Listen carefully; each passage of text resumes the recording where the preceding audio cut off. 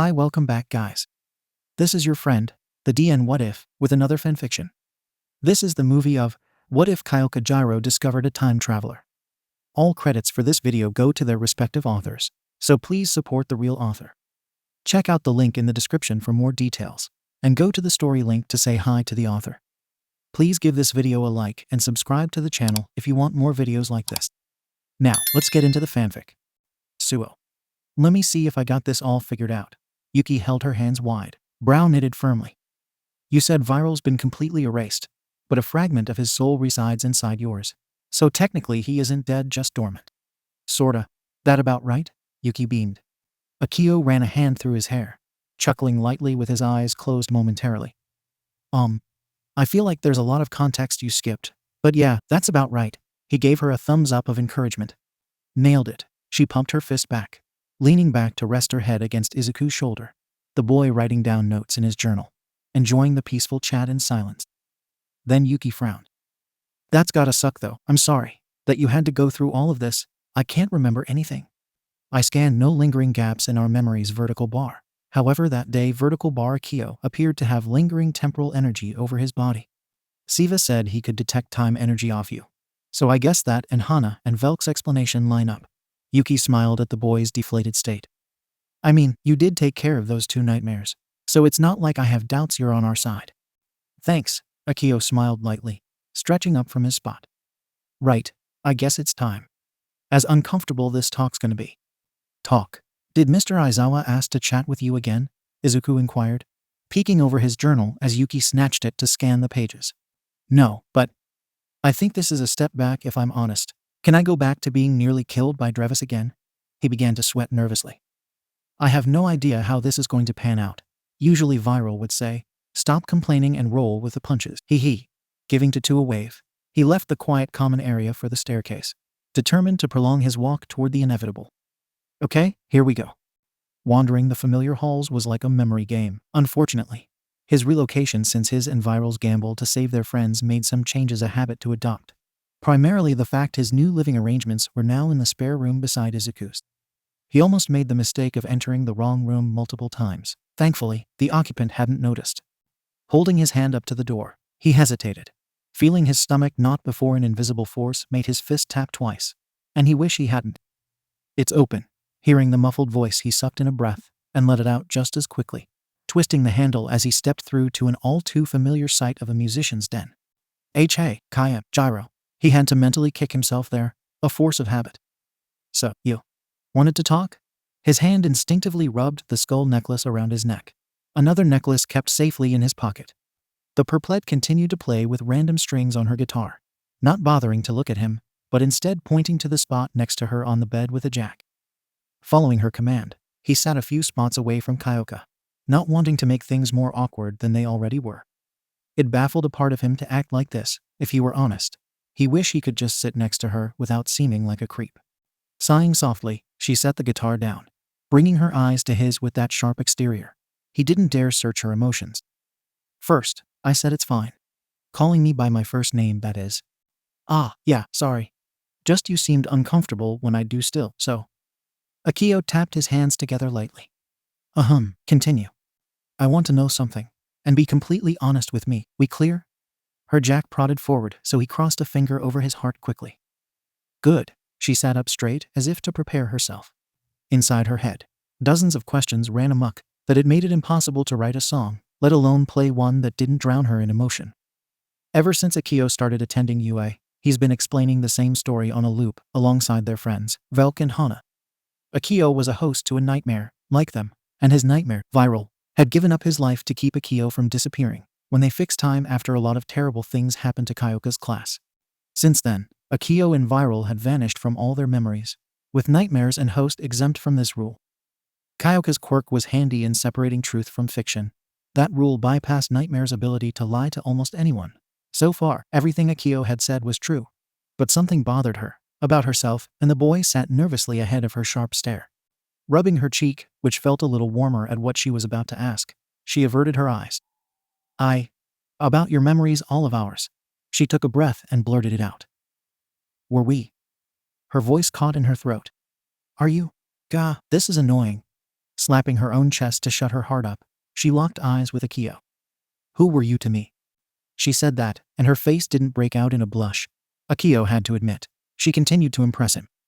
Looking around at her room's decorations, the band posters, instruments, colors, it all rang like a gong in his head. A pitiful feeling of nostalgia washing over him. "I recognize every instrument in this room because I saw you play them. The bands too. You'd say I had to like one of them, or you'd strangle me for my poor taste in music. I still think that was a little dramatic." As she reddened a little more, his head lowered to his hands. "There's a lot though. So much, but to sum it up," he glanced to her with an honest face. "You're the reason I'm who I am, Kyoka." Her eyes widened as her jacks went all funny again, and Akio then hit his forehead. "Sorry, it's just so frustrating." His facade began to break. "I just can't let go of these habits, and I hate it because I'm scared to do so." Sensing his elevated heart rate, Kyoka moved close enough to rub his back. "Hey, take it easy, slow breaths. He's trembling." She kept rubbing his back until he controlled his heartbeats, drawing a circle with his finger in the air in front of them. "Better? Sorry for asking that. I just needed to know." "You deserve to know everything," Akio admitted, peeking over to her solemnly. "Even if it changes nothing, I don't want to make things more awkward. I know Yuki and the others are trying to do the same for me, and I appreciate that." Kyoka then inched back, realizing how close they were. Rather, she didn't seem to notice the distance at all. "Hold on." She put her hand out, drawing a circle as he did. "Magic. You said you could use magic, right?" "Yeah, I taught you it too," he answered simply. "Plus, that thing you did against Drevis, that was Sonic Leap. A long-range sound spell I taught." Right. So wait, I can do magic too. That's what that was back then." Kyoka felt her worldview crack wide open. "Dude, why the hell didn't you lead with that? I want to learn magic." "Hell, you should have just told me then." Her jack jabbed his arm. "Sorry. Kinda slipped my mind. Hee." He grinned as she grabbed his collar, glaring daggers at him. "Next training session, I'm learning magic. It will be awesome. Got it?" "Sure. Why do I feel like I'm being mugged?" he muttered to the side. "Sweet." Kyoka grinned ear to ear for the first time that day, then quickly cleared her throat. Right, I was gonna say. Don't you have a spell that can, I don't know, revive memories? Like a remembering spell?" His raising brow made her grunt. "Do I look like a magic nerd?" "No, I just think Viral chewed me out for something similar before." Akio then nodded. "I do have a spell fitting the bill though, but first," he held out his right hand to her. "Do you trust me?" That was what this was about, trust. There was a lot more Kyoka was looking for out of the anomaly that was Akio. He was a mystery to her. The way he looked at her, how he fumbled with his words or dodged questions about her in his retelling of the Shattered Isles. Something he refused to tell her out of trust or fear or something more. Placing a hand with rough fingers in his palm, she gave a curt nod. "I'll trust you, just tell me who you are. In a moment you'll know a lot more, I hope." With his left, he focused his magic to form two red circles within each other. Then a strange diamond with a middle cut out for a single line, almost like an eye. "I'll show you through my memories, release recollection." Chanting the spell, the light peeled away within the circle, and Kyoka's hand gripped tighter, his hand cupping hers softly as the light made her vision tunnel, and her mind slips away. When the red glare faded, a scene overlooked a city bathed in dark clouds, as something shrouded in black and lilac flames swept down from the thunderstorm, colliding with a pair of arms over the edge of a skyscraper. Man, the one in a ragged cloak tissed, his single, purple eye glowering up at the beast. "You are a serious headache." One rainy day. Across the city was a bleak gray ceiling, the distant wail of sirens, and the bustle of cars below created a monotone ambience across the rooftops drenched in rainfall. A haze rose through the city as shadows danced and flickered between billboards. Two, in particular, flew across the wide gap between two buildings and the busy street below. An effigy of black and lilac flames snapped its talons forward, ensnaring the forearm of a hooded figure as they headbutted a sign. It slid across the roof, pinning the target before they could recover from the impact. "Rah!" "Oh, shut up," the figure hissed, blasting its unhinged jaw full of black smoke, flinging it off their chest. The figure slowly shambled to their feet, while a tail flicked behind them, pointed and spiked as it too was draped in the cloak, ripped and weathered at the ends. It stood tall, somewhat hunched, while spikes jutted from the vertebrae. Arms and legs wrapped with rough bandages, locking the clothing underneath to the person. Everything but their left eye exposed under the hood, as it adjusted it with two sharp fingers. The white nails sharpened. Mist seeped from torn shreds in the cloak. A single, dark magenta glow peeking through a gap in the hood where the left eye should be. So, where's your spawn? The vigilante known as Viral. He's been one of the most consistent and elusive characters across Japan. No matter the tactic, be it reason or violence, he always got away. But while his actions were of good intentions, that didn't excuse his sometimes vicious attacks on certain villains and crooks. Some just disappeared when he was around. Much like what he was staring at in the sky. Karaoke, I lunged, tearing up the ground with long, spindly arms as dirt and concrete blinded Viral before being tackled off the rooftop over the glowing lights below.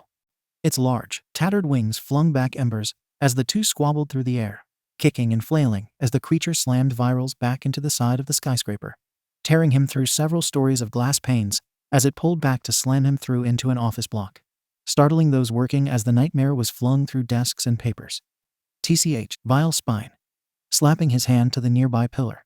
The purple glyph sent several vicious spikes to puncture the ground where the creature landed, slicing its feet as it wailed only to choke on Viral's tail laced in Sub-Zo rhyme. Cold Heart. The light blue arc swept through the ceiling above, carving the monster's flaming head clean off, leaving only the lower jaw as the elongated fingers clasped the tail, dragging Viral through another window. The two spun and two searing feet slammed into Viral's stomach, propelling him into another building's glassy exterior. Seeing a few recoil from the window in fright as claws ravaged his face, dragging Viral through the air by its feet, smashing his body down the glass building. Gripping the concrete edges, Viral plucked his head upright, leaping forward to evade its flaming claws with two ghostly hands extending from his own. I've had it with you. Snapping the frenzied vulture's jaws shut, Viral balled up the other gloomy fist to sock it across the dark skies. I have been smashed through windows for 20 minutes. Asterisk bam. Asterisk.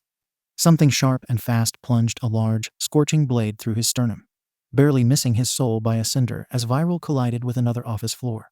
That same, burning sensation in his chest swung him wide, tossing his body through several floors above, until he rolled out onto the rooftop in a smoking heap. That was smart. Using your smoke to reduce my accuracy, the newcomer announced, seeping from a shadow cast by a water tank. His body was embroiled with robes a priest would wear only dirty white, stained with lingering embers spat by a large, blazing sword in its right hand. I see my other half kept you busy. From the sky, the animalistic shadow of the nightmare conjoined with the original, disappearing into his body before Viral's eyes as he groaned, pulling himself from the ground. Figures, of all nightmares it had to be you, Shadowplay. You do remember me. I'm touched. Truly, he patted his heart. His one eye like a crescent slid across his face, mouth non-existent, leaving his expressions to his actions and curving eye that bent into a flat line. Much as I'd love to chat, really I do. I'm afraid this is where we part ways. Your afterlife awaits. Ugh. Viral pinched his nose. Can you stop with the act? Everyone in their right mind knows you're far less constrained when talking. He saw the nightmare's eye curve to form a jagged V. That's right. I know you, the butcher, flayer, torturer. Haha. You can hide behind that facade all day long, but nothing's going to change how drugged you are on bloodshed. Shut up. With a whisk of his sword, an arc of flames collided with a light blue shield between them. Through the flames, Viral smirked, even as his wounds dripped with blood and mist. Go then, run away, it's all you're good for. Shadowplay dragged his sword across his own cheek shakily. I'll enjoy hunting you down. And keep playing pretend. Viral hopped onto the edge, gathering a strong compression of smoke at his calves, a large light gray seal circling his soles. It's all you're good for, Bai Tilda. With an overly charismatic wave, he evaded a wide swing of the blade, leaving a sonic blast of smoke in his wake, disappearing into the clouds with a furious rumble. In the brief moment to silence, Shadowplay sheathed his blade, turning around to sprout a pair of flaming wings attached to spindly membranes that appeared like branches from a withering tree. With a thresh, he too left the scene of the chaos. Somewhere else, walking down the gloomy street under a dark blue umbrella, a petite, fair-skinned girl with a slender build. She had triangular, lazy-looking onyx eyes staring down at her phone while she mindlessly scrolled. Her hair is short, only around chin length, and is dark purple in color with an asymmetrical fringe, and two reflections shaped like heartbeat monitor waves on either side of her head. A pair of headphones kept her ears warm while she strolled down the street. Her ears had a pair of flexible, plug-like earphone jacks hanging from each of her earlobes at the end of two thin cords. Despite the gloomy conditions, she was smiling slightly, bobbing her head subtly to her music. So, what are you going to choose, Jiro? one of the girls in her class asked while she remained fixed to her seat, eyes staring absent-mindedly at the blank page on her desk before her, pencil tapping to her own heartbeat.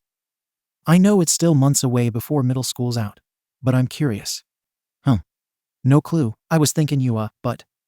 Again, uncertainty sprouted, while the girl went to commune with the others in her class, leaving Kyoka to sit back and stare off into space, eyes tracing the raindrops as they fell. What'd I choose? That had to be the 20th time she's repeated that same line in her head, throwing off her beat. She was growing exasperated by the idea. She was certain about applying to UA. Her quirk had both offensive capabilities and support for scouting and recon, and her overdramatic dad's self-defense training would certainly keep her on her toes. Then there was her hobby strapped to her back in a black case, music. She treasured it like her parents, learned and sang with pride albeit without anyone watching, and she enjoyed seeing her parents smile when she did play. The teaching they gave her, she didn't want that to go to waste either. Kyoka stopped before a shop, peering through the glass to eye the musical instruments inside, some vintage while others looked to be straight off production lines. But more importantly, she saw herself, conflicted, anxious. It was starting to fester inside her, and she could barely drown it out with her music. With downcast eyes, she kept on moving forward. The rain was getting worse by the hour, and she'd rather not tempt it by contemplating her next step in life. Just choose something, how hard can that be? Sighing, she shook her head. I still have pretty much a whole year, guess I shouldn't mull over it. This would keep her up all night, she reckoned, and not once did she look forward to it. Peering up at the gloomy clouds, she saw a crack of lightning split the sky, the tail end of a bolt falling from the sky. It was actually getting closer, somewhat directed toward the alleyway as. She blinked, then realized what exactly it was she was witnessing. Oh, crap. Her eyes followed the dark figure as it collided with the roof nearby, body spinning as it crashed into the narrow streets a few alleys away from her. Without thinking, she ran to see who exactly it was. They might be in trouble. Who just flies about in a lightning storm? She took a sharp left, ignoring the cold rain on her skin as she spun around a final turn, leaping over some boxes as she followed the contrail of black smoke to its source. Kyoka brought her foot down, keeping herself back while she winced, spotting the figure as they hit their head off an escape ladder, landing in a number of piled garbage bags with a groan and cough. Not a good way to land. I think I broke my everything, they wheezed, slumped within the bags by the time Kyoka moved to help, tossing her umbrella aside to reach whoever it was that hit the ground with enough force to shatter bone. Yo, you okay? Their eyes followed the girl as she slid down beside them, inspecting his injuries with shock. A large gash bled from his right bicep, a few other cuts and scrapes dotting his torn clothing. The cloak he wore was ragged and worn, drenched in grime and water as the hood clung like his hair to his face, revealing only a single, green eye. Jesus, all right, I'm going to move you so. Look, just don't make any sudden movements. His left hand bent back to wave with 2 fingers. I thank you. But, he winced, pushing himself forward only to fall back with a groan. I can't stay here. Kyoka narrowed her eyes, flicking his hand with a jack. Right, because you can so move right now. Hold still, she breathed, wrapping one arm around the back of his shoulder blades, carefully tugging him upright and out of the garbage. The strange thing was he smelt like burnt ash. Once again her eyes met the sky, seeing the gap in the clouds fill, then her surprise grew. Did he seriously just fall from the sky? How can anyone walk out of that? Again she looked to his ragged form as she felt him push her away, limping. Hey, wait. I got to keep. He stumbled forward again, and his eyes rolled up into the back of his head, running. What was supposed to be the cold, hard ground was damp and slightly warm, 2 appendages wrapping under his arms as his conscience faded. Gritting her teeth, she adjusted his weight to her right side, hoisting his arm over her shoulders. It was stupid not to ask for help, or to call the cops, but given how badly he tried to get away. Muttering about running, she thought against the idea. For now, opting to take a less scenic route back home. She was thankful he decided to fall from the sky close to home. Hero. Protects people. H hears them out when they're in trouble. Each breath was heavy, and every step taken was shaky. But Kyoka kept her spirit alight, bearing the weight for the sake of another's well-being. Man could stand to lose some weight, weighs a ton. All she received was a pained groan. Yeah, I know. Not long after, Kyoka exhaled sharply. Her head felt dizzy and hot, and her arms and legs were throbbing. But she made it close enough to knock on the door, her shoulder jiggling the handle to open as she felt the warmth of home hit her drenched face. Kyoka, sure took your tie, honey? Her mom stood there somewhat unable to say anything as Kyoka smirked weakly. The mystery teen still passed out in her arms. Hey, Mom, kinda brought a guest home. Mind giving me a hand? Since hers were practically limp now. While the commotion rose inside, the shadow of the boy shifted in the light. An empty eye socket formed on the shadow as it continued to peer outside into the storm. A great chill running down its own astral spine as it watched the older woman shut the door, and its eyes vanished as it rejoined its creator, intending to listen to the two women talk and question the sudden arrival. This place will do. She's nice. I like her. Achy wakey Tilda. A gravely, almost unnatural voice cooed in the boy's ear. He wasn't really awake. His mind a blur while his pupils adjusted to something that wasn't the dirt where he last remembered face plating spectacularly. It was oddly warm though for dirt during a storm. That's because a nice guardian angel came to save us, i.e., you. Viral, he coughed under his breath, sitting up in a bed. Then he nodded to himself. Viral said he was helped by a guardian angel, which then raised further questions, more so than his location or why he was bandaged up. A guardian angel. Not often we get one, usually. It's us before those heroes show and thrash us about in response to a job well done. His snark wasn't alone. Even as the boy sat on the edge of the bed inside a blank room that looked to be used for storage, he too didn't quite understand why they were seen as bad people for saving others. Best not to dwell on issues like these. We're safe here. The people here are nice. Patched you up for me. Bonus. The boy got up to carefully pop his aching muscles, each letting out a pop of satisfaction, even though he was still injured. He was a slender-looking teen with faux brown, slightly wavy hair, and green eyes, his complexion cream-colored. He wore the only shirt he had, now cleaner and stitched back up. His skull necklace remained polished off. A pair of black cargo pants, though the knees were still ripped with two chains linked to his left hip. Both his shoes, cloak, and bandages were placed atop a box, the only real worldly possessions he owned, and ones he treasured as his only keepsake of anything to who he was before. With a slight twitch of pain, he shuffled to the door, hand held before the handle as a shadowy palm pulled it back. Best we take the silent route. With that, he placed his palm on the wall, slipping through the solid surface and out the other side with not so much as a peep. Checking the hallway, he slowly edged his way toward the pair of voices coming from a living room. However, the boy froze with a shiver as a booming voice rattled the whole house. What the hell is in there? Pure angst, my boy, pure angst. Even Viral wasn't so sure how to act as his shadow warped back to following the boy. The two then crept between the edge of the hallway to inspect the noise. The large open space had wooden walls lined with many bookshelves containing records, CDs, and obviously books.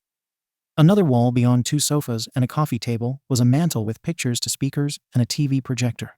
A carpet placed before it with a kitchen door hung open to the other end. Meanwhile, a man with wavy, shoulder-length, light gold hair and hardened, triangular onyx eyes was arguing with a girl roughly half his size. Her appearance made the boy's eyes widen, and he remembered her. The same girl with the odd earjack things when he crash-landed in some alleyway. Is she the guardian? She looks nice. Viral chuckled with a snort. You wouldn't be saying that an hour ago. They were a lot worse before the third person showed up. And yikes, was that scary. Even a racerhead would tremble, he cackled. But that then brought the boy's attention to another note. Wait, where is the third person? He murmured, trying to get a closer look. It's good to see you're doing fine after that awful fall of yours. His blood froze over and he yelped, tumbling out of his hiding spot and landing on his back as a woman appeared behind him, somewhat worried for his reaction. Sorry, are you all right? Hey, you're up, Jiro blinked, disregarding her dad's ranting to meet the boy's gaze again with her hands on her hips. Really? The first thing you try to do is sneak around? Well, guess I get why, but... The woman from before stepped forward to help the boy back to his feet, himself still unsure of what to do. The third person, as Viral mentioned, looked very similar to the girl his age. Her hair short and dark purple with the bangs falling to the right side of her face. Sorry, I didn't know where I was. And my track record of waking up involves a scare or the cold, so actual bedding, 4 warm walls, and people not trying to hurt me is a strange relief, he murmured, rubbing the back of his head, sighing while eyeing the girl. Thank you for helping me, even if it was probably best that you left me there. Jiro's brow quirked. You kiddin'? It was a downpour, and you were bleeding all over the place. Then she scowled at his eagerness to be left in the cold. Better question. Why exactly did you fall from the sky? Unless your quirk is flight or something. It was his turn to raise a brow, unsure of what she was implying. Quirk. He lifted his hand, opening and closing it. Your superpower genius, we discussed this. His ears picked up on Viral's facepalm as he nodded slowly.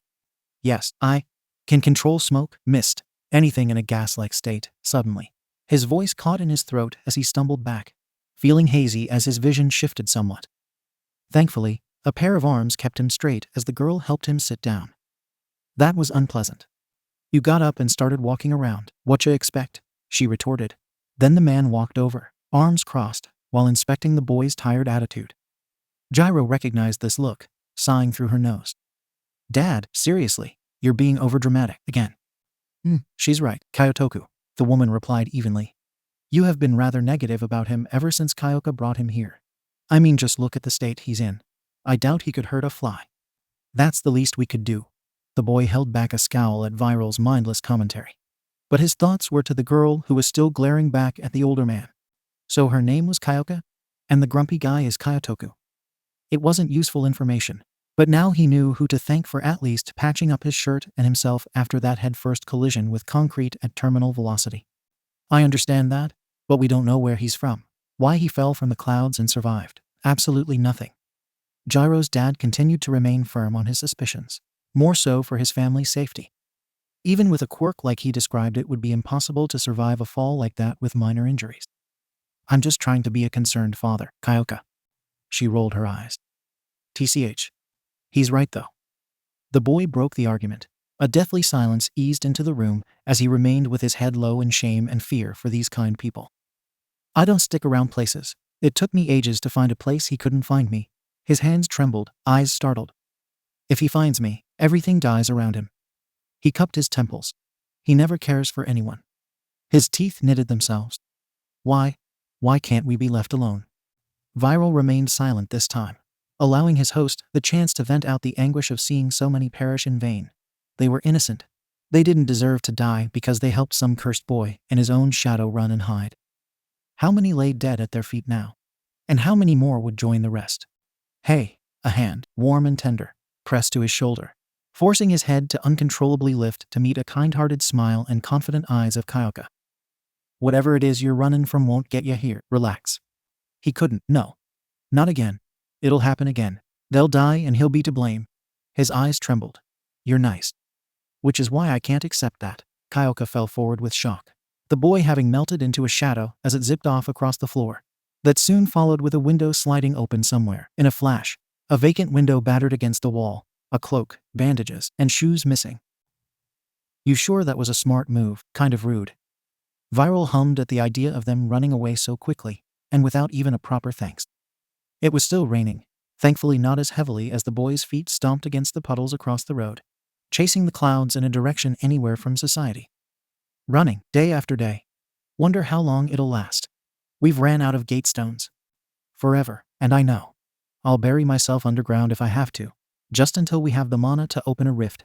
If I knew a warp gate spell, that is, he seethed, tripping over his own feet as he hit the dirt, coughing and slumping into the pavement.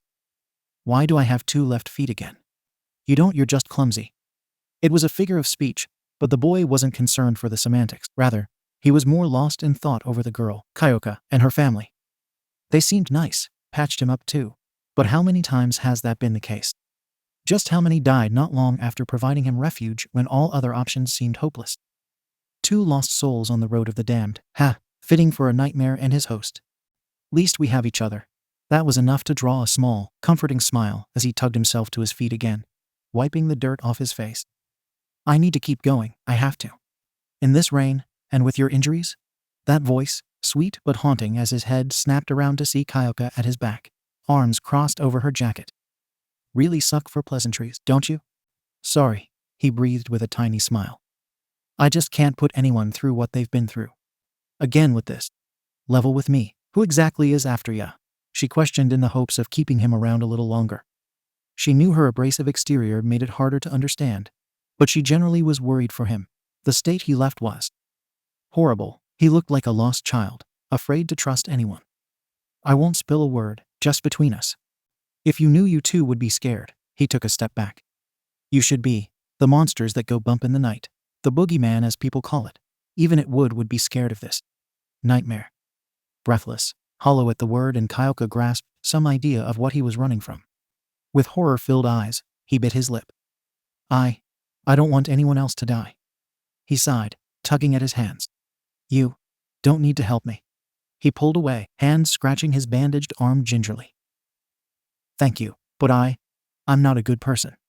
And Jiro retaliated, stepping forward, arms crossed as she flicked one of her earphone jacks toward his nose. Yeah, no one's perfect. I'm not. And you don't strike me as the sort to do something horrible. I've seen people die in front of me, home burned to ash, meadows left to rot. He admitted out of fear for her safety. The way he kept his distance from her wasn't the sign of a person who'd purposely harm another. Maybe it was out of his control, but that didn't make him a bad person. She breathed heavily, stomping forward. Honestly, Jiro shook her head, grabbing his wrist to keep his fingers from scratching at the bandage. You want to disappear, fine. But so long as I'm here, that won't happen. You're hurt. You can barely stand, you dolt. She pointed out as though she was the only one who noticed. God. Just don't run away from your problems, otherwise you'll run out of places to hide. Was he really only running from the problem?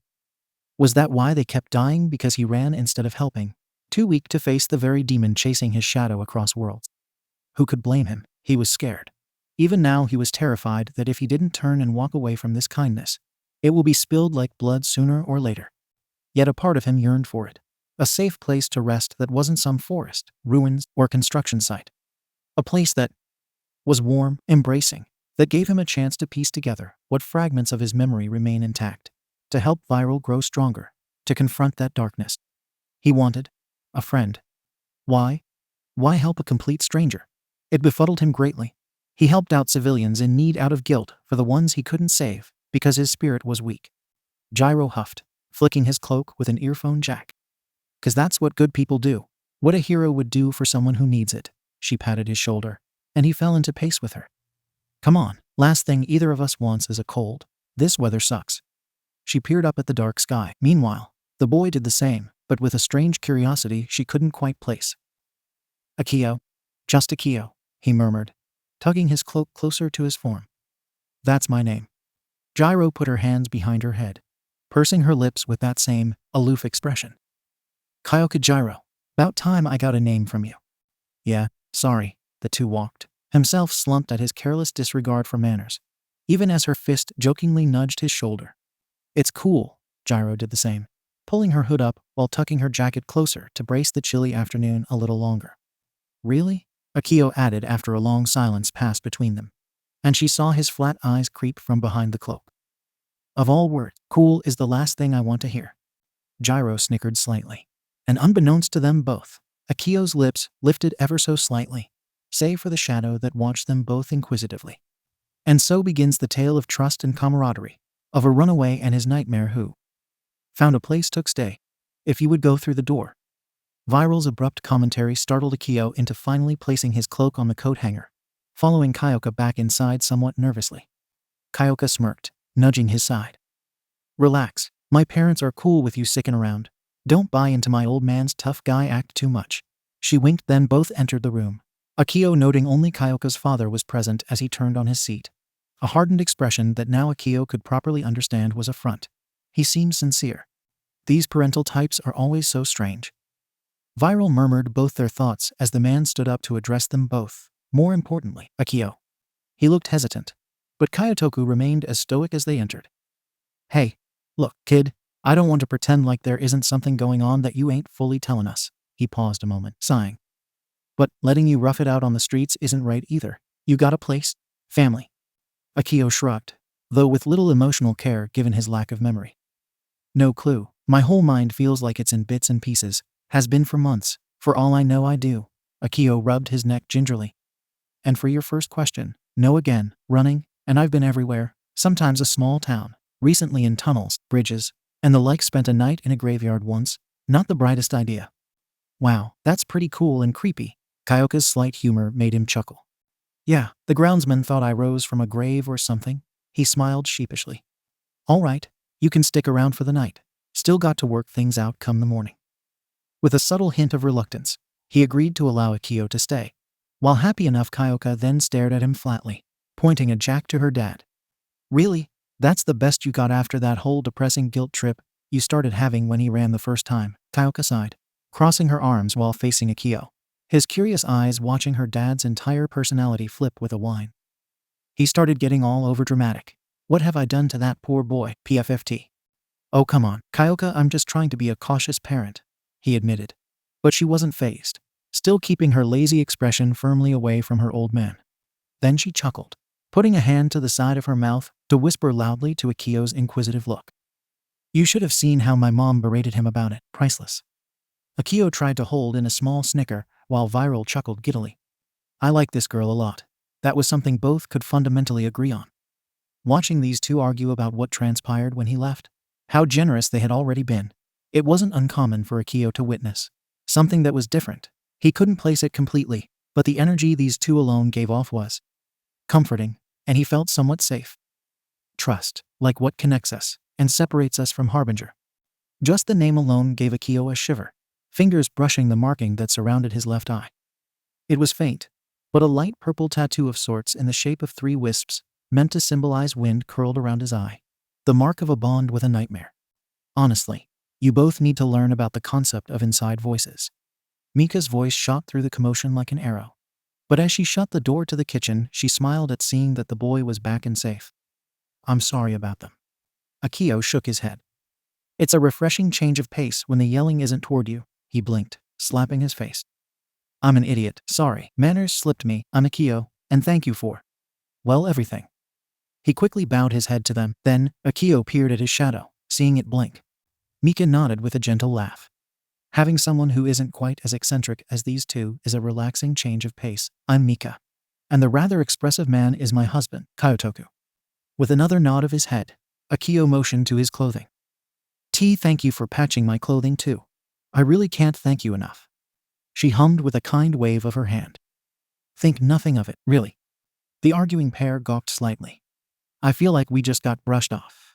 Later that afternoon, Kyoka wandered around the house, eventually spotting the whimsical Akio staring off at the night sky that had cleared up some time ago, his green gaze lost in the stars.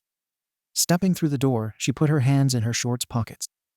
You look happy, that's a change of pace. He fidgeted but hummed. I'm normally not so withdrawn, just my little crash landing, and having recurring memories acting up wasn't pleasant. He frowned slightly. Again, sorry for my melodramatic attitude earlier. She shrugged, resting her arms on the balcony. No sweat, given the state you were in beforehand, I can't imagine anyone taking that on the chin. But you stuck around, so must be a first, right? She tried to pick up on anything else to his past, hopefully find out the reason he was being chased outside of just the simplicity of it. He calls himself Harbinger, crude and derivative as it may be. Now Kyoka was convinced he could read minds, or he was generally this openly trusting of people, which could be why he's kept on the move for so long. She observed as his hands tensed on the wall. He's a monster, plain and simple. It didn't matter if you were elderly, a child, hero, or villain. You got in his way, and he'll treat you like a bug under his boot. Kyoka felt a little uncomfortable hearing this. How demonic Akio made him out to be. Sounds like a real-deal villain from way back. The villains today are more like small-time crooks. But there were a number of truly vicious people out there, and this Harbinger sounded like the kingpin above them. Why is he after you? Did you cross paths or something? He chuckled dryly, eyes lost in the stars. He took something from a friend I know, and now he's after me too. He's chased me through many places. Eventually I'll run out of corners to hide in. He cupped his hands. It's why I'm afraid to stay here, in case he finds you too. Akio paused, dashing off the horrid memories. Be it months or centuries, he wouldn't stop until I'm dead.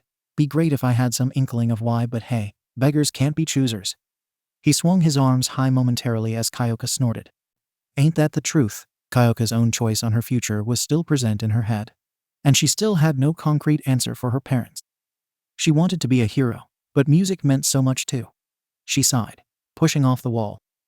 Today's been a blur. Come on, food's ready anyhow. Oh, okay. Akio hasn't actually had anything homemade in months, typically sticking to things he'd find or buy with whatever world currency was available. His stomach growling a little from the lack of food all day. Shadow play had put a damper on that idea when he arrived. True to her word, Akio found himself before a table of freshly made food. It looked like the kind he bought at a side vendor along a beachside. only with more care and consideration for texture and variety. Even as he re-entered the home, he could smell the aroma, unlike any he's smelt before. However, one issue remained as they sat down to dig in, and Kyoka watched him critically examine the chopsticks in his hand. And as if he was hearing someone whisper in his ear, he tried to adjust his hold on the sticks with great difficulty. His frown creased with a funny pout as her mom watched curiously alongside her dad.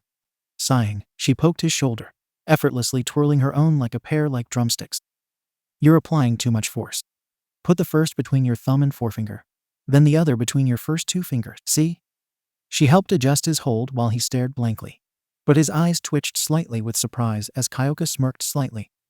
"Then just move your top stick till you get a rhythm for it. Something you clearly lack." Again, Viral made his dry remarks to his clueless host as he attempted again to grab a piece of chicken. And with some slight prodding, he eventually managed to grab it with ease. "Harbinger may have strength, but with your newfound power over the chopsticks we may prevail." "Hardy har. Took me months, but I have mastered the chopsticks." Akio sighed. "Seriously?" Kyoka questioned somewhat humorously, but saw the honesty in his face. "Pretty much. Didn't want to make a fool of myself, so I stuck with using a fork or my hands half the time." He didn't want a repeat of last time where he may or may not have caused some slight property damage. With a grateful chomp, he downed the chicken satisfied. But slowly his chewing stopped, the flavor seeping onto his tongue for a moment before swallowing, his eyes fixed on the dish before him with some abnormal feeling. "Akio."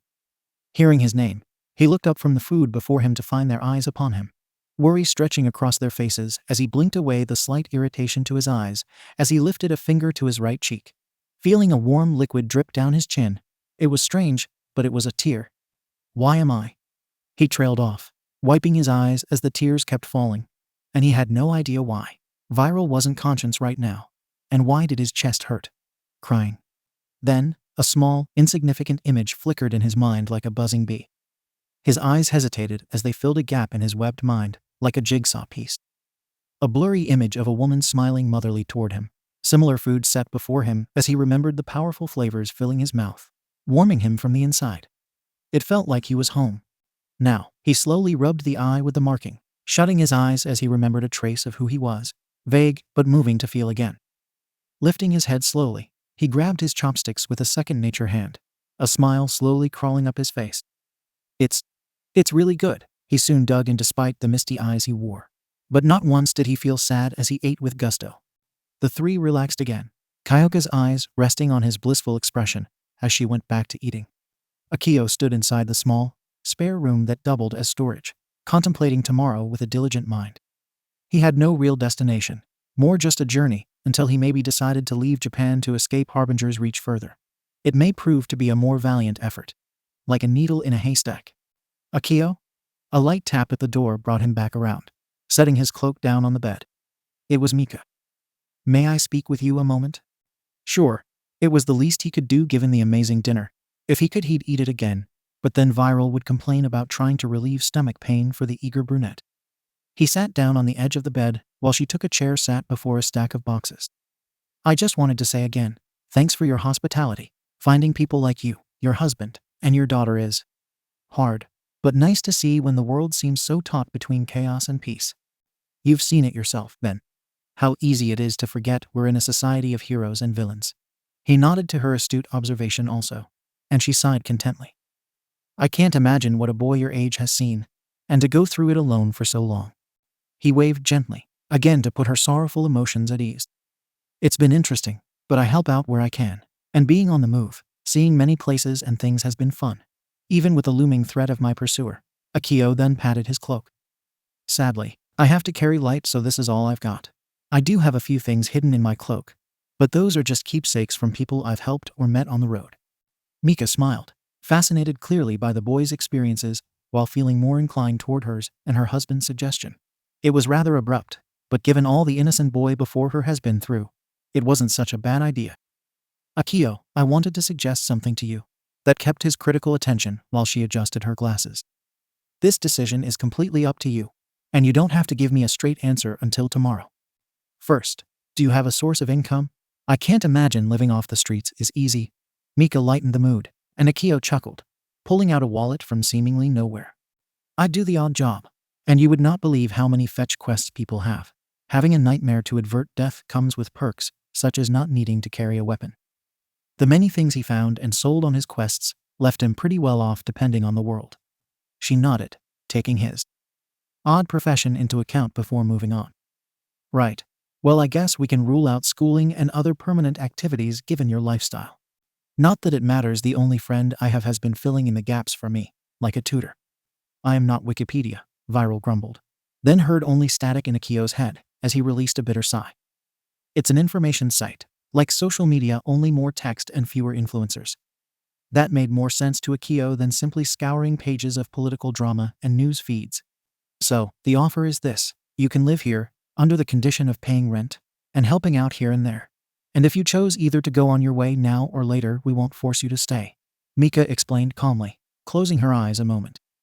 I understand your fears, but that doesn't mean anyone would feel right watching you wander back into the streets, spending nights in alleyways and bridges. He didn't reply, keeping somewhat stiff while he heard her out. It was an odd request. He never liked sticking around for the very fear of innocent lives being lost. But that was roughly 2 months ago, and he was a lot stronger now. If we keep running, say we evade him all across this world, he'll either give up and conduct his plans without us, or… Viral's voice was low, imposing the solemn reality of their grave situation clearly. We'll finally run out of places to hide. Akio wanted to interject. It was written over his face and his hands clenched his jeans. It would be easier to run, to hide away until this world, or even harbingers, forgot about them. But what good is it if there's not a world waiting for them in the future? What if they kept running, world after world with no rest? How long could someone run to infinity? How many lives are too much? How many more battles can I take before I break? It was a horrid way to think. But he didn't know what else to do. There was fleeting hopelessness in continuing as he was, but a risk to those if he stayed, however long it takes for him to finally catch their trail.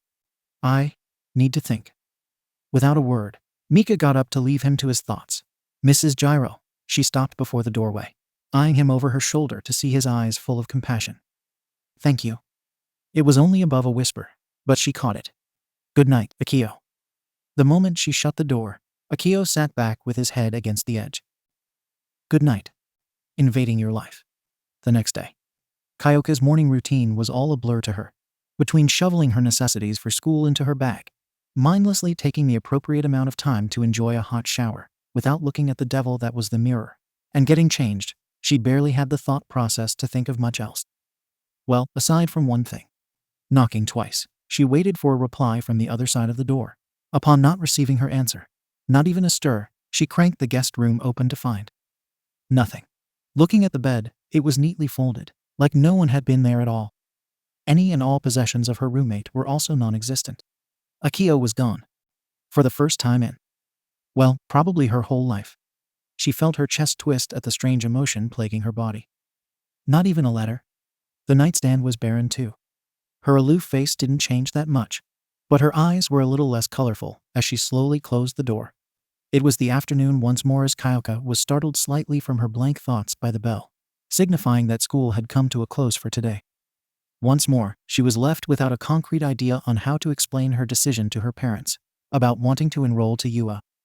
The many questions and worries were beginning to weigh her down so much, so that she could hardly sleep last night.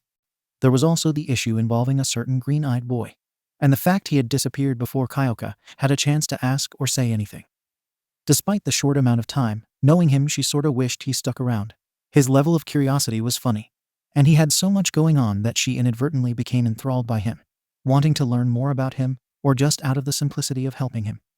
With her headphones off, she slung her bag onto her left shoulder, and slowly wandered back outside. The sky a complete contrast to yesterday. Bright blue sky, a few clouds, nothing out of the ordinary. Suddenly, someone tapped her shoulder. It was one of her classmates. Yo, what's up? I heard there's some guy wandering outside the school, they murmured. A few standing by the gate as their nosy curiosity got the better of them.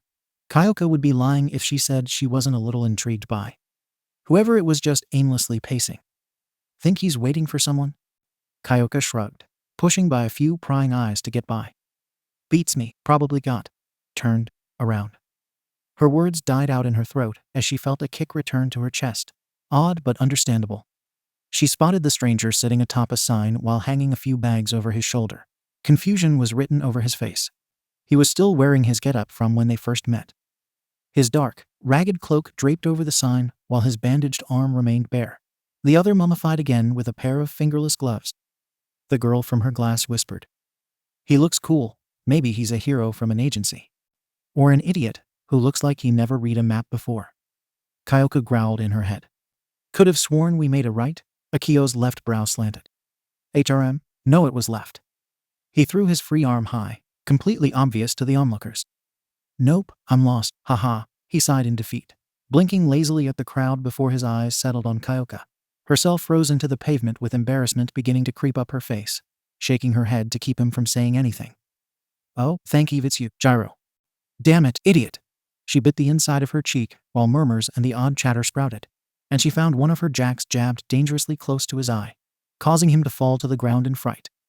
"Why the hell are you here?" she seethed through her teeth, blood rising to her cheeks.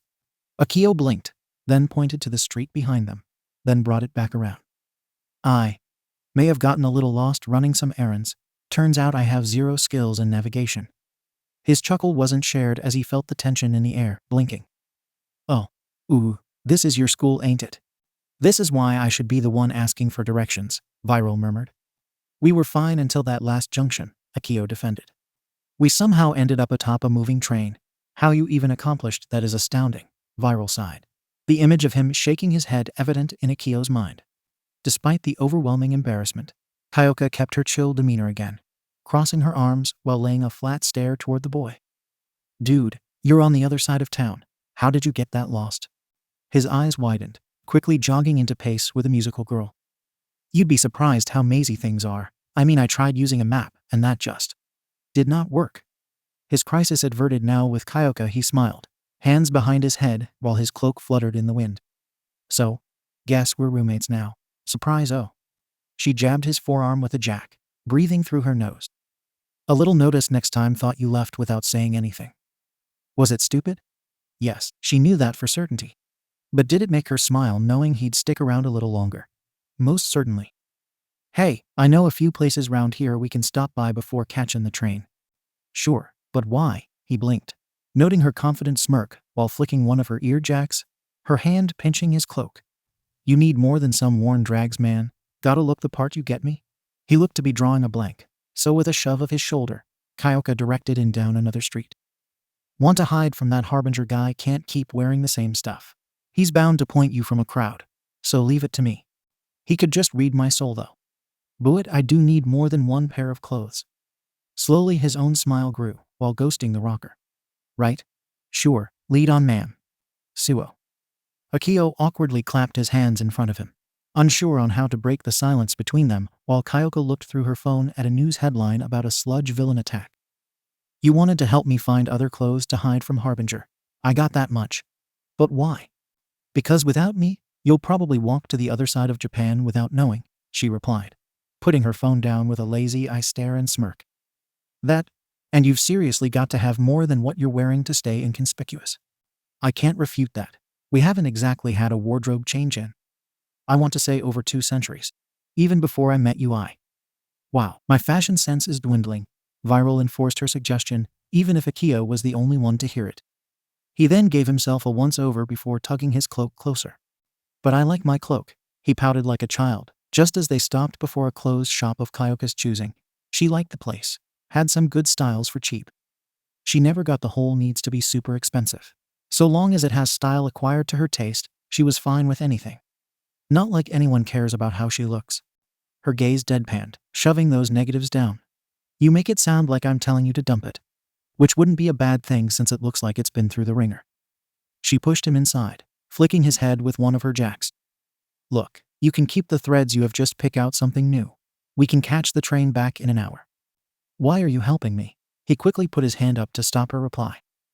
"What I mean is, your parents and yourself already have done more than enough for me. Heck, I have a roof over my head now. So why are you going out of your way to help me with my real-world problems? It's dangerous." TCH, Kyoka crossed her arms, pursing her lips for a moment of consideration. "I'm wanting to be a hero. That means helping people because it's right. Not for fame, money, recognition, though perks are pretty cool. I just want to help you, no strings." And now Akio felt like an ass. He's been very doubtful of Kyoka's family. The million-yen question of why plagued him. He was generally thankful for their hospitality. Spending nights in the cold all the time would kill anyone else, but was merely very unpleasant for him. Yet of all the families or good people he came across, they were the first to offer him a place, to willingly reach out to him when he himself feared for their lives.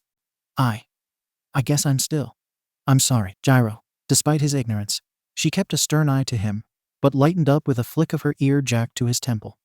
You can call me Kyoka, only fitting since you lack a surname. With a shrug, she tugged him deeper into the shop. Come on, may not have much sense of fashion, but I think I can get you something with less bleakness, I guess is the word. Akio deadpanned. You're dissing the cloak again, aren't you? Yep. She popped the pea with a chuckle. Not long into their browsing did the duo discover a few interesting pieces to try. Though primarily for Akio's sake, Kyoka did note a few shirts she'd certainly pick up some time. Her attention, however, was more to the ever-so-curious boy, eyeing the many colors, styles, and brands with a twinkle in his eye. She decided to shadow him at times just to observe, smiling without knowing. How's this? Kyoka looked up from her phone and almost spat with a laugh as she saw him wearing a pair of black jeans, boots, leather jacket, gloves, and a pair of pink shades in the shape of stars. This is most excellent. Kyoka snorted while stifling her laugh under her hand. You look like a PFFT. Well, you wouldn't get it. She waved a hand, snapping a picture without his notice while she held her stomach. Keep it, but the shades have to go. Ha ha ha. Akio huffed, then shut the door, face turning red as he heard the volume of her laughter increase alongside Viral's explanation as to what she was implying. Next, Kyoka waved, sitting with her back on the rectangular bench. She lifted an eyebrow, trying to understand this next lineup. He wore a vibrant summer tank top, a pair of blue chinos, and bright red shoes. I think it's too vibrant. Doing a small turn to assess himself. I think someone should call the fashion police. You deserve solitary for this, Viral added. This coming from the guy that wears only black.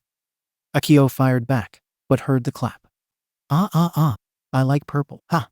I ain't the fashion type, but that looks like someone smacked you upside the head with a rainbow, was her downright blunt reply, discharging him with a wave. Next. He slumped, shutting the door with a grumble. Take 5, she declared with a clap, and out came Akio for the exhausted 5th time. However, he himself was impressed with this look, in particular, smiling fondly at the clothing of choice. For Kyoka, her eyes sailed upward in a slow inspection. Right so. Over a white shirt was a light blue zip-up hoodie. A pair of light gray jeans with black running shoes and white soles tracing to form the designer brand on the sides. His skull necklace paired nicely, and with his fingerless gloves too. He was happy with this look. It just matched seamlessly with his contrasting clothing from before. Kyoka? Hello, Tilda. She didn't respond immediately. Her entire expression was blank a moment before she snapped back for how close he was, a little embarrassed by her sudden lack of attention. What was that? Man, that was weird, she murmured before standing up, rubbing her chin thoughtfully. You know, think you found your look, dude. Cool and confident. Satisfied with his new look, the two packed up everything to pay. While in the process of paying for this newly acquired clothing, Akio thought of something, while Kyoka slipped on her headphones a moment, lost in her own world, while a small smile crossed his face. An idea manifested before the oblivious girl. As the two walked to the station, Akio couldn't help but wonder about her answer to his question before. You want to be a hero? He knew not all were stuck up on the whole fame and fortune, Eraser, All Might, and a few others come to mind. Well, the ones he's openly came across. But he never saw heroes in training. And if Kyoka became a hero if by some leap in logic, crossed paths, what would happen? Not answering immediately herself, Kyoka sighed, twirling one of her jacks mindlessly. Yeah, see, we have to write down suggestions on what we want to do come high school. Courses and career paths, normal school stuff. Akio nodded slowly to follow along, noting her somewhat conflicted expression. And well, I want to become a hero. Go to UA and join the hero course. Well, that's good, right?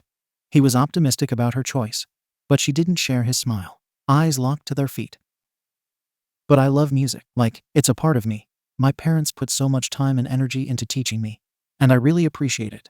But music isn't a hero thing. It's an entirely different road than the one I want. Kyoka stopped herself from saying more, keeping her eyes to the road ahead, while the anxious silence from Akio was putting her on edge. Sorry, I just kinda dumped my problems on you. His brow furrowed, and he kept his lips together. HRM, that's a tough one. He clicked his fingers, patted her shoulder. One sec. Without another moment, he vanished into the shadow of a building, zipping away from her for roughly 4 minutes, leaving her to contemplate her choice further with little success. Staring at her reflection in a shop window. What about the bored-looking girl stood out to anyone? Her quirk was good for hearing even the faintest of sounds. She could paralyze her enemies with her heartbeat, and that's it. Aside from that, she'd probably be among the rank and file of heroes. Unappealing, dull, forgettable. Yeah, that sounded right. I'm back. With a sudden whoosh, Kyoka yelped as Akio made his reappearance. A toothy smile on his face as he tugged something out from one of the many bags he carried with ease. May not be my place to say, but I think your parents will support you in this choice. No question about it. She found that a little unlikely. Really? You would know? He nodded obliviously anyway. May not occur to you, but both my parents are serious music enthusiasts. Music is their whole lives. And it's been mine too, so too. Move away from that, it's just not as easy as you make it sound. Course it is. Music can help people in many ways, bring light to troubling topics and times, turn sorrow into joy and vice versa when either is necessary for an individual's growth. He then held out a silver chain, allowing the item attached to dangle before her surprised eyes. Music speaks when words alone aren't enough, and with your quirk, your passion for music, there is no doubt you'd make for one amazing hero. One that can reach out to people in a way only you can. He winked. I know you believe that because you helped me when I couldn't help myself. We owe her more than she may know, Viral added unbeknownst to the dumbfounded girl. The symbol was a silver beam note, vaguely similar to that of his silver skull. Without acting of her own accord, she found it resting in her palm, the glint of the sun reflecting off the surface. How did you? She wasn't a jeweler or anything, but it looked pricey. And it wasn't some cheap design either. A detailed ridge around the edge and gradient to the metal too. I remembered this store I passed. Had lots of necklaces, earrings, a bunch of accessories. And it's the same kind of shop I got mine, so consider this my thank you. And no, there are no returns. I checked. There are no refunds, meh, cheapskate. While off on his tangent, he hadn't seen the faint smile break through Kyoka's stoic concentration. You really do say what you're thinking, don't you? She finally spoke, and was met with a shrug as he collected his bags again to continue down the pavement with Kyoka stepping into rhythm with him. Her hand closing around the necklace gingerly, with a new air of confidence to support her. Later that afternoon, Akio was alone, wandering across the rooftops of the suburban streets with his arms behind his head poised to the sky as he remained stoic, still thinking back on what Kyoka said once they arrived back at her place. Hey, can you wait, just for a while? Won't be long, I just kinda need to do this alone. She looked really uneasy, but Akio understood, giving a short wave while placing both hands in his pockets. I want to check out the area. Maybe I'll improve my navigation skills. He was trying to cheer her up. But if what she was implying lined up with what they discussed both in the street and on the ride back, then this was clearly a difficult choice for her, and it wasn't his place to listen in. She sighed, grateful for his understanding. Thanks. It shouldn't take long, so come back whenever. Think it's going well? He asked, toes swaying at the edge of a rooftop. Knowing that calm and collective girl, she's probably fine. Viral wasn't all that interested, but if it was of great concern to his host, then he wasn't going to fake ignorance. You've really struck a chord with her. Akio almost slipped, but didn't hold in his smile. Why you think so? She's really cool. Wonder if I can hear her play sometime. Viral went to reply, but thought against it, and kept his shadow leering up at the sunset. His shadow stretching gradually. Asterisk, tick tick tick tick asterisk. The ambient chime of the wall clock kept Kyoka on the edge of her seat. For only 10 minutes, she and her parents discussed her career and the basic nuances that came with said path. All the while she answered briefly and with anxiety in her voice. This was the time to tell them, to finally follow through with her choice. Her hand instinctively coiled around the silver necklace resting on her collarbone. Feeling the bumps along the music note strangely soothed her heart, if only a little.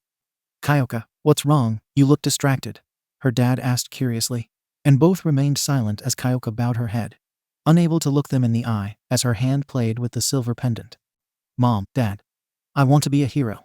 It took her a great deal to keep her voice steady. I'm not going to become a musician, I'm sorry. Was she letting them down by saying this?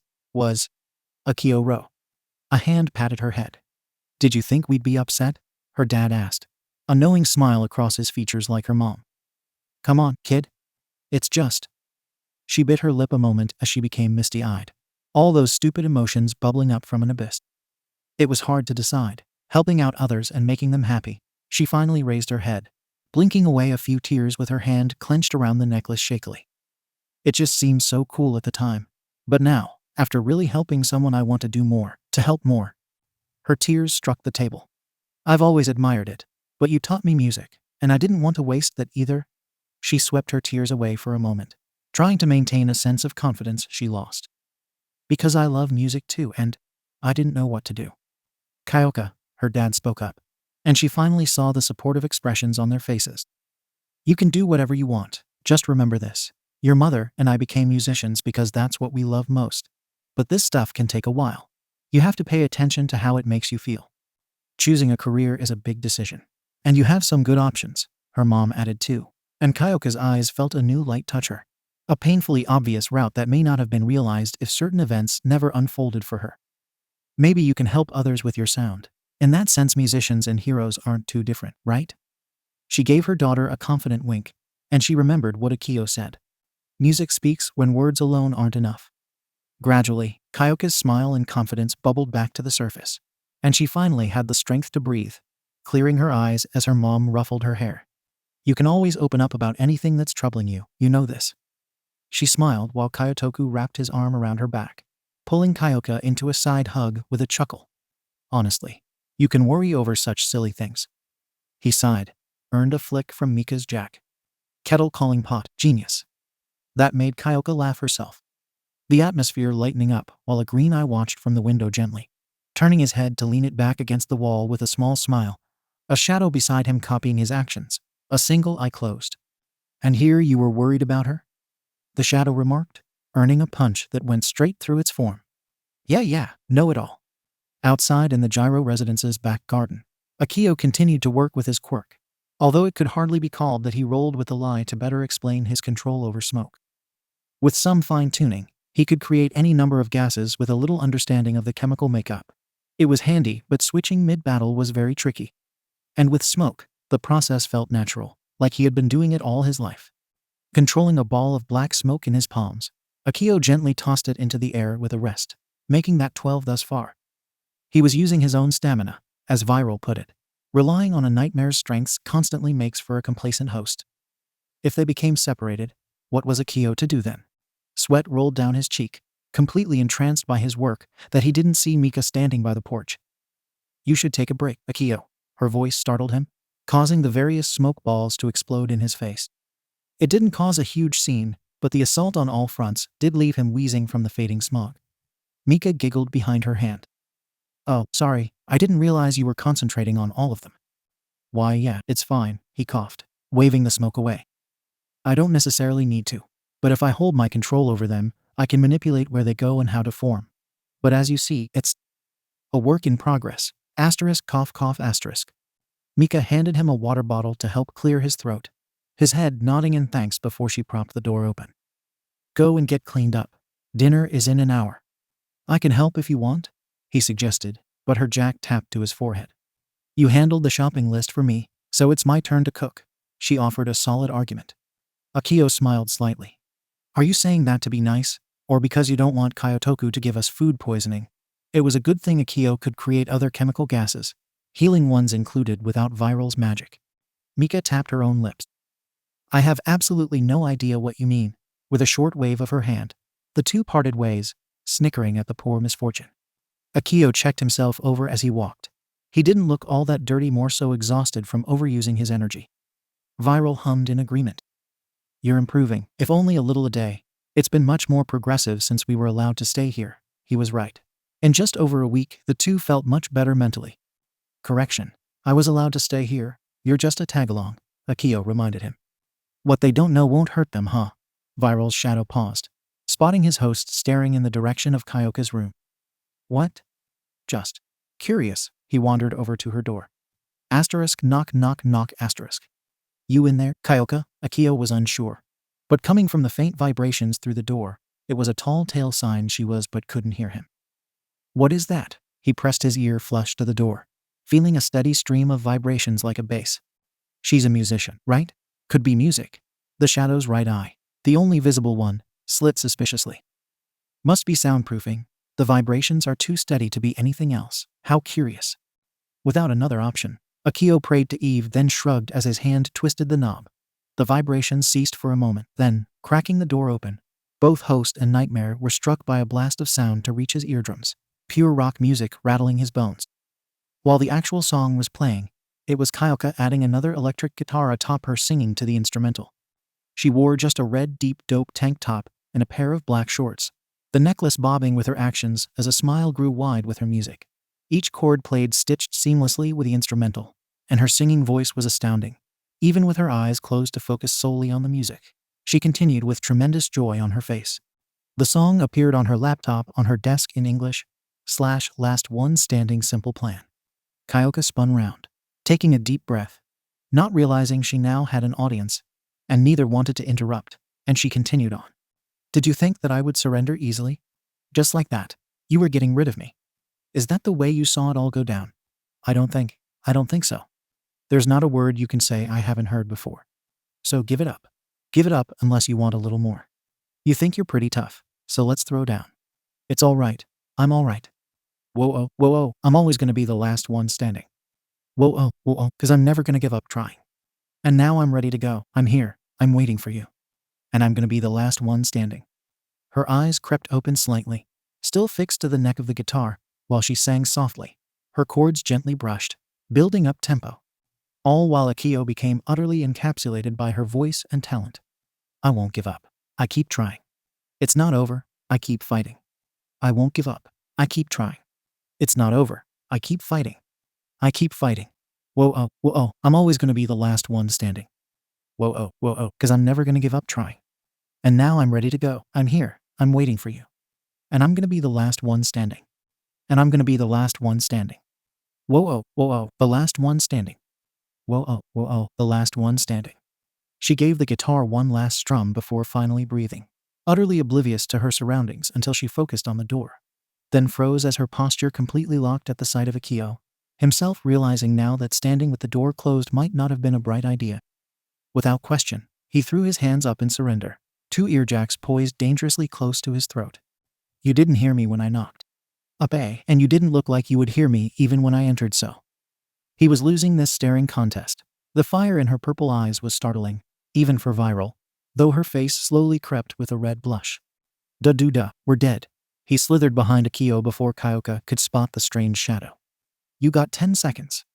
She breathed, fingers taut at her invasion of privacy, and the fact she never liked it when people watched her perform. Ever. 9. You wouldn't actually kill me, right? Akio was uncertain, but neither was he certain. 8. 7. She was walking closer, cracking her knuckles. Viral paled. You really want to take that bet? He was unwilling to try. Within seconds he put his hands together and bowed his head. I am really sorry. While he rambled on with his apologies for intruding. I know I messed up. Look, I was considering asking you about teaching me to play. But that fine now, I realize my mistake. I will leave. Good afternoon. See ya. Wait. His hand slipped off the handle, headbutting the door with a muffled curse that at least humored the rocker who carefully composed herself, removing her earjacks from his personal bubble. She put the guitar still slung around her stomach back on the pegs on the left wall, sitting down on the corner of her bed with a slight stutter to her words. Look, I'll let it slide since. Well, soundproofing, but next time wait or something, all right? Internally, she was screaming at her stupidity for not locking the door. Of all people, why did he have to walk in and see that? Burn in hell universe. Her playing was already a tense subject to bring up around others, but singing. Not even her parents had access to that private file in her life. Not anymore out of pure embarrassment. He nodded, but was confused. Was it not good? I mean, I thought your singing and playing was amazing. Your skills impressive. Again he froze at the earjacks closing in on his eye, seeing the red dust her cheeks with a stern, aloof gaze. But you were. Just. Drop it. I wasn't that good, right? But he seemed to like it. He probably just said that to make her feel better. Shaking her head, she twirled a jack around her finger. Back to what you said. You wanted me to teach you. Why not my parents? They're the professionals. Well, yeah. I don't have a good argument for that. Akio scratched the back of his head. Asking her this after barging in was a little rude, but Mika was making dinner, and Kyotoku was still in their personal studio, and Akio had no contractual obligations to fulfill. However, the curious tweak in her face meant he held her attention. I wanted to learn. I've always seen people playing, and I wanted to try it for myself. Plus, living with a musical family, so I feel like that's a requirement, and stuff. Way to string together your argument, Muffin Top. Kyoka didn't know what to make of him, or of his request. Teaching isn't the issue, well it is, but rather my skills aren't all that vast. What can you play? I mean, there's a lot of instruments here, Akio observed, sitting down with his legs crossed on the floor. Bass guitar, piano, drums, flute, trumpet, keter. Is there anything you can't play, I should say? Akio worded differently with a wary smile. I guess the saxophone and piccolo. She lowered her finger in thought. No, wait, I can play the latter. Seriously, piccolo? Not that Akio had any reason to judge. He couldn't begin to fathom playing them all. She shrugged. I played a bit when I was younger cause a character from a show I like was called that. Then she realized what she said, chest squeezing tightly. Well, it's stupid any. Who names themselves Piccolo? Akio scratched his temple. Kyoka looked at him like he had two heads. What? I've been homeless for ever. I only just recently discovered the magic of awful reality TV thanks to your dad. Ah, right, sorry. She scratched her head. Again, her slip-up of interests didn't even faze Akio, given his lack of any socialization. But something in his eyes told her he was curious still. Is it any good? What? The show, the one with a guy called Piccolo? He leaned forward eagerly. I guess, it's got a lot of fighting in it. That's kinda the whole deal. Kyoka wasn't used to this. Talking about something she liked. Yet her lips kept moving. Ooh, he fished around in his pocket, procuring a notepad dotted with lists upon lists of messages. Jotting down on a new page, he wrote the caption TV shows. What's it called? DBZ. She watched him write it down before smiling. It was nice. Why, you're serious, huh? He gave her a confused look. Why wouldn't I be? If you like it, then it must be really good. Did he just always know what to say? Well, whatever the case may be, perhaps letting him in on that interest of hers wouldn't be so bad. So, if you can teach me, what should I start with? Back to their original topic. Kyoka looked around at their options. I guess guitar. It can be a mixture of soft or acoustic, but also powerful and hard-hitting, like you, considering you fell from the sky with only some scratches. But soft like that curiosity of yours. Tailor the instruments to the personality, he cocked his head. She clicked her fingers. Bingo, airhead. Guitar's what I mostly saw during my journey, he emphasized by playing the air.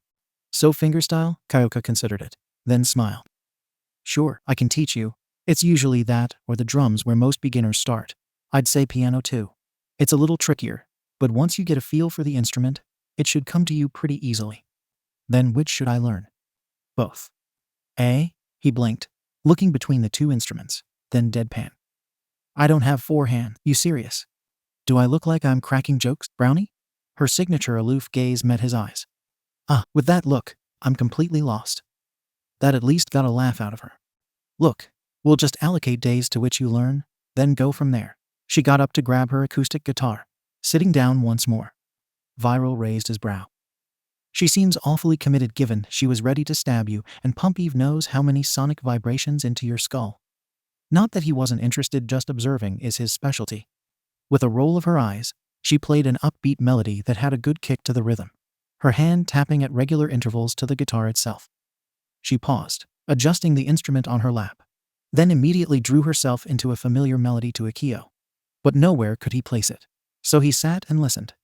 Her hands glided like a breeze over the strings. Neither hand moved the same way, plus, the way she moved entranced Akio. How her arms bobbed with her motions, the light tapping of her head causing her jacks to sway. How her emotions didn't radiate, but fluttered like a gentle tide around her. With a final strum, she sat the guitar on her lap, giving him a mirthful smirk. This shouldn't be hard, granted. Acoustic is easier than electric, and your brain is about as empty as it gets, so I can see how it's a little harder. She motioned for him to sit beside her. Was that supposed to be an insult or compliment? Take your pick, airhead. She smirked, mentally thinking of more nicknames as his eyes flattened. Just messin', here. Handing him the guitar, he mimicked her handling of the instrument with his hands off the neck. Right, so from the bottom string it's E, B, G, D, A and lower E. Right, he had to jot this down later.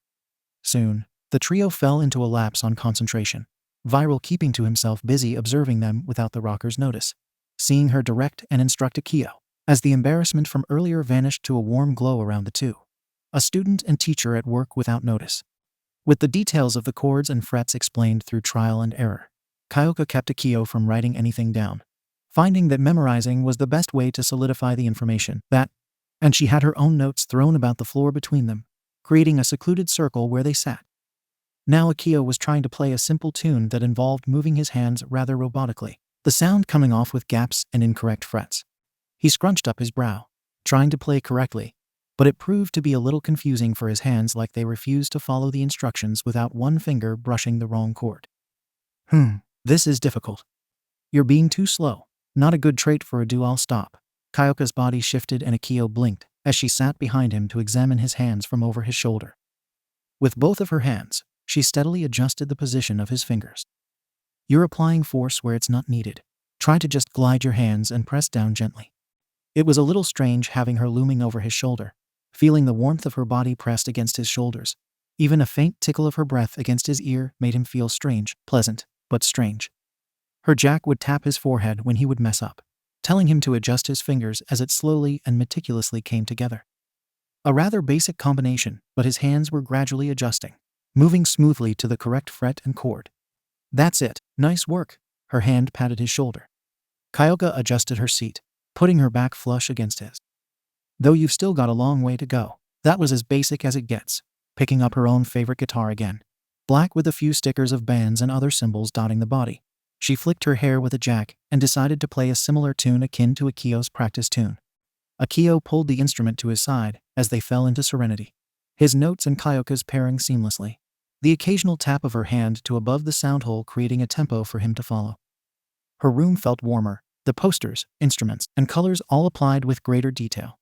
He spent many months in the dark places across the country, with only Viral as company as fear kept him on alert. Now he had a roof over his head. He felt warm, happy, and even had the time to try and learn what this family loves most. Even out the corner of his eye, Viral was content to listen without a snarky remark or monologue. Enthralled by their combined melody, Kyoka relaxed against Akio's back, feeling her hands move without her command as she smiled contently out at the setting sun outside. He did suffer from a few hiccups, but her own tune helped keep him on track. Right now she was happy to keep playing a little longer, her chest aflutter with bliss. Maybe more of her hobbies were okay to show. Kyoka, dinner. From outside the room, a voice called and the two broke away, realizing two things. 1. It had been just over an hour since they started. And 2. The voice belonged to Kyotoku, who knocked on Kyoka's door. Crap, what do we do? Kyoka whispered in a panic. If he sees you here, he'll never leave us be all night. Relax, I got this, Akio grinned, patting the wall blanketed by a small shadow. Then, Akio vanished without a trace, leaving Kyoka starstruck before slapping her own forehead. Of course, she forgot he can do that. Which, now that she thought about it, how did his quirk allow him to do that? See coming now, Dad, Kyoka replied quickly, putting her guitars back where they belonged. It was odd. Addressing her hobbies wasn't something she was overly keen on. She kept her life reserved because there wasn't anyone that just clicked with her interests. So over the years, it became less of an excuse and more second nature to lock away her life. Everything was private. That was before she earned herself a roommate from the clouds, one that, out of dozens in her life, actually held interests in the things she liked. Even if her reserved nature told her to hide it all away, threaten anyone that prodded at her life. Akio just found a way through. After that ordeal, Viral felt his mind wander as the sun began to set. He knew the risks that came with staying. Nightmares like shadow play were on the prowl. If they knew of their connections to Kyoka and her family that would paint targets on their backs. Yet, the nightmare couldn't bring himself to say otherwise. That look on Akio's face, the feelings that were beginning to manifest in his soul. He had seen nothing like it from his host, not for a very long time. His eye narrowed venomously. We've run for years. Death follows wherever a nightmare treads. He clenched his fists. But not this time. He felt his flame flicker at the closing nightfall. He won't. No, we won't run away anymore. Are you sure it was him? I mean, how many prefectures did we leap over before we landed near Shizuoka? Akio paused, scratching his head. No, really? I have no idea where we landed until 4 days ago. Viral spoke up clearly. I felt it last night. His effigy was here. But I want to ensure it was just a fluke. He didn't like gambling on chance. But shadow play was anything but careless. This cat and mouse was all a play to him. An act he orchestrated. Besides, we were going out anyway. I know, but... Akio sighed, resistant to the idea. They're going to find out.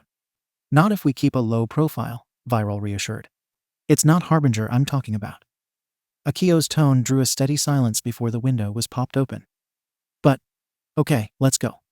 With a silent step, Akio leapt high above the houses before anyone had a chance to realize where he came from. What neither of them realized was the jack that had been plugged into the door the entire time. Kyoka pushed their door wide open, spotting the open window. For a minute she stood there, silently weighing the options in her head. Okay, logic said to tell her parents everything she heard. I mean, the guy has someone coming over every night. And then they'd disappear for hours, but always return before anyone woke up. A counterpoint to this was that Kyoka wanted to figure everything out first. And she didn't want to lose the only friend she had. Her strange, curious, night owl, secretive friend. Who was, admittedly, cute. Was that weird? Probably not.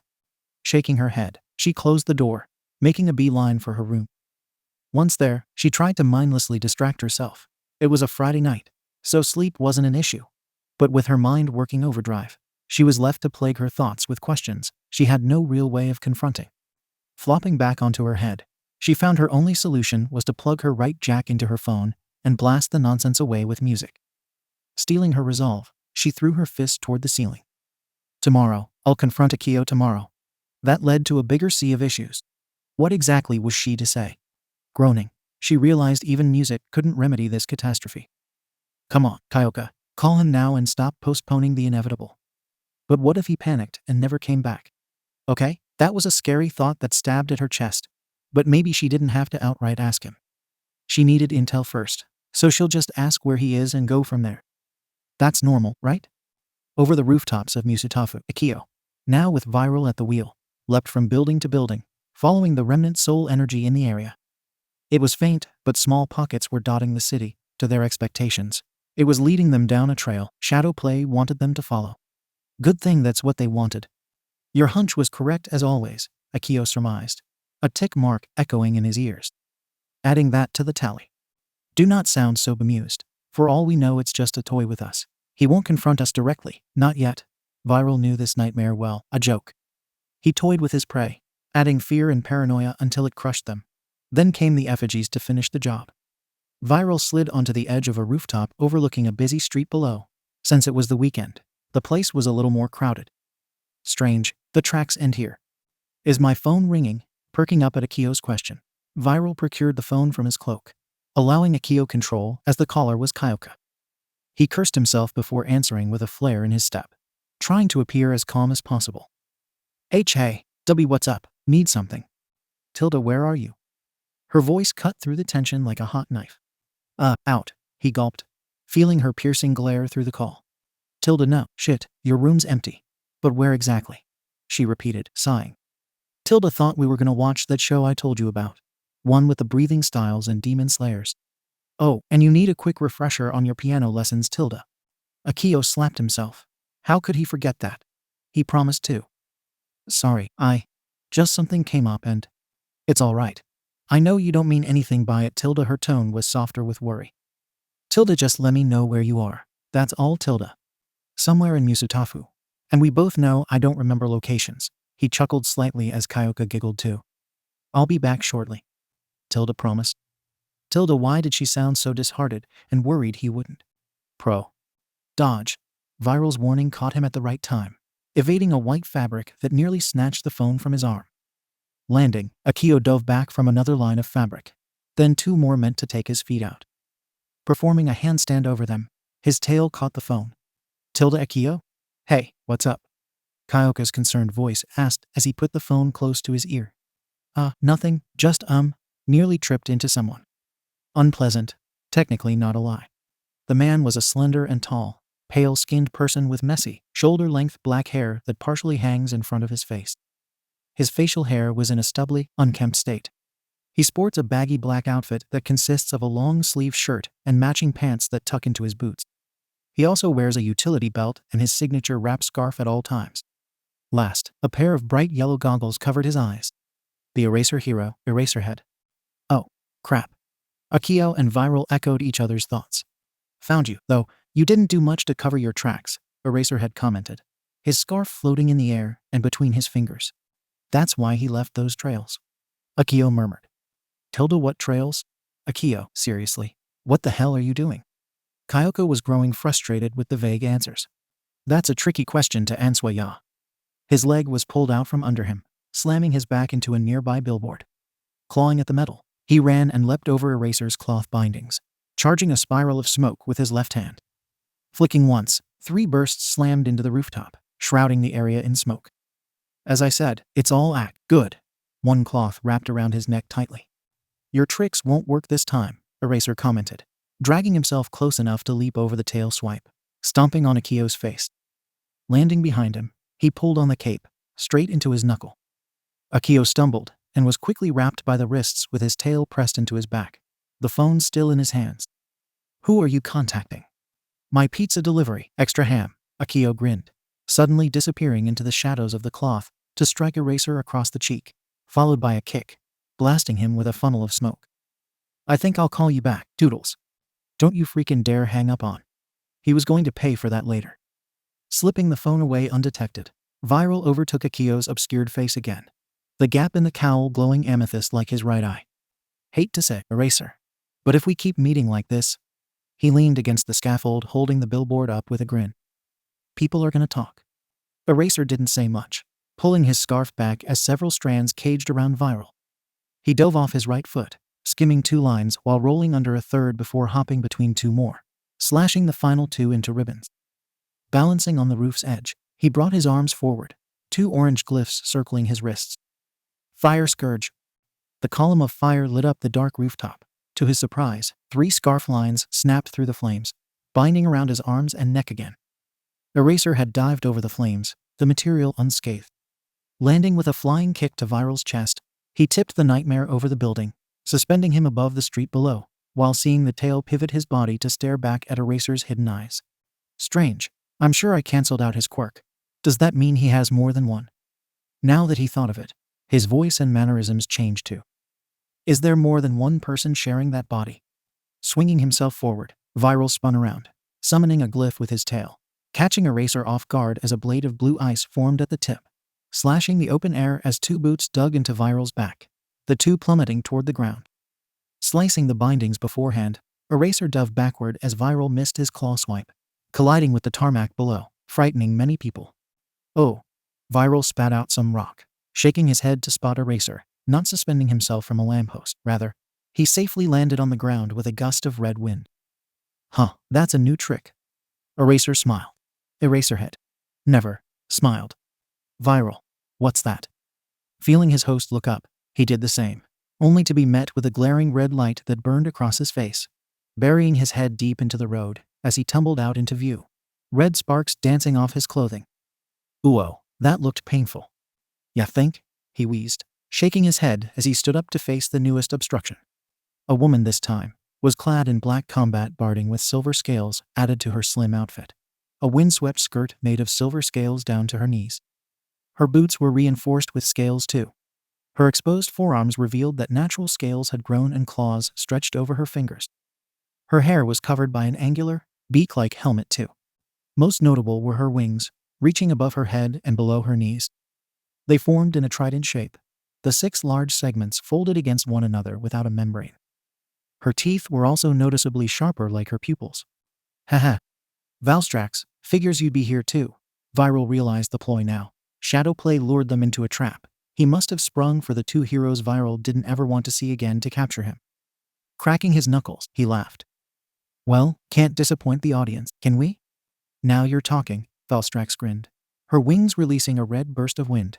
She was upon Viral in less than 3 seconds. Mantle snap, striking forward with his foot.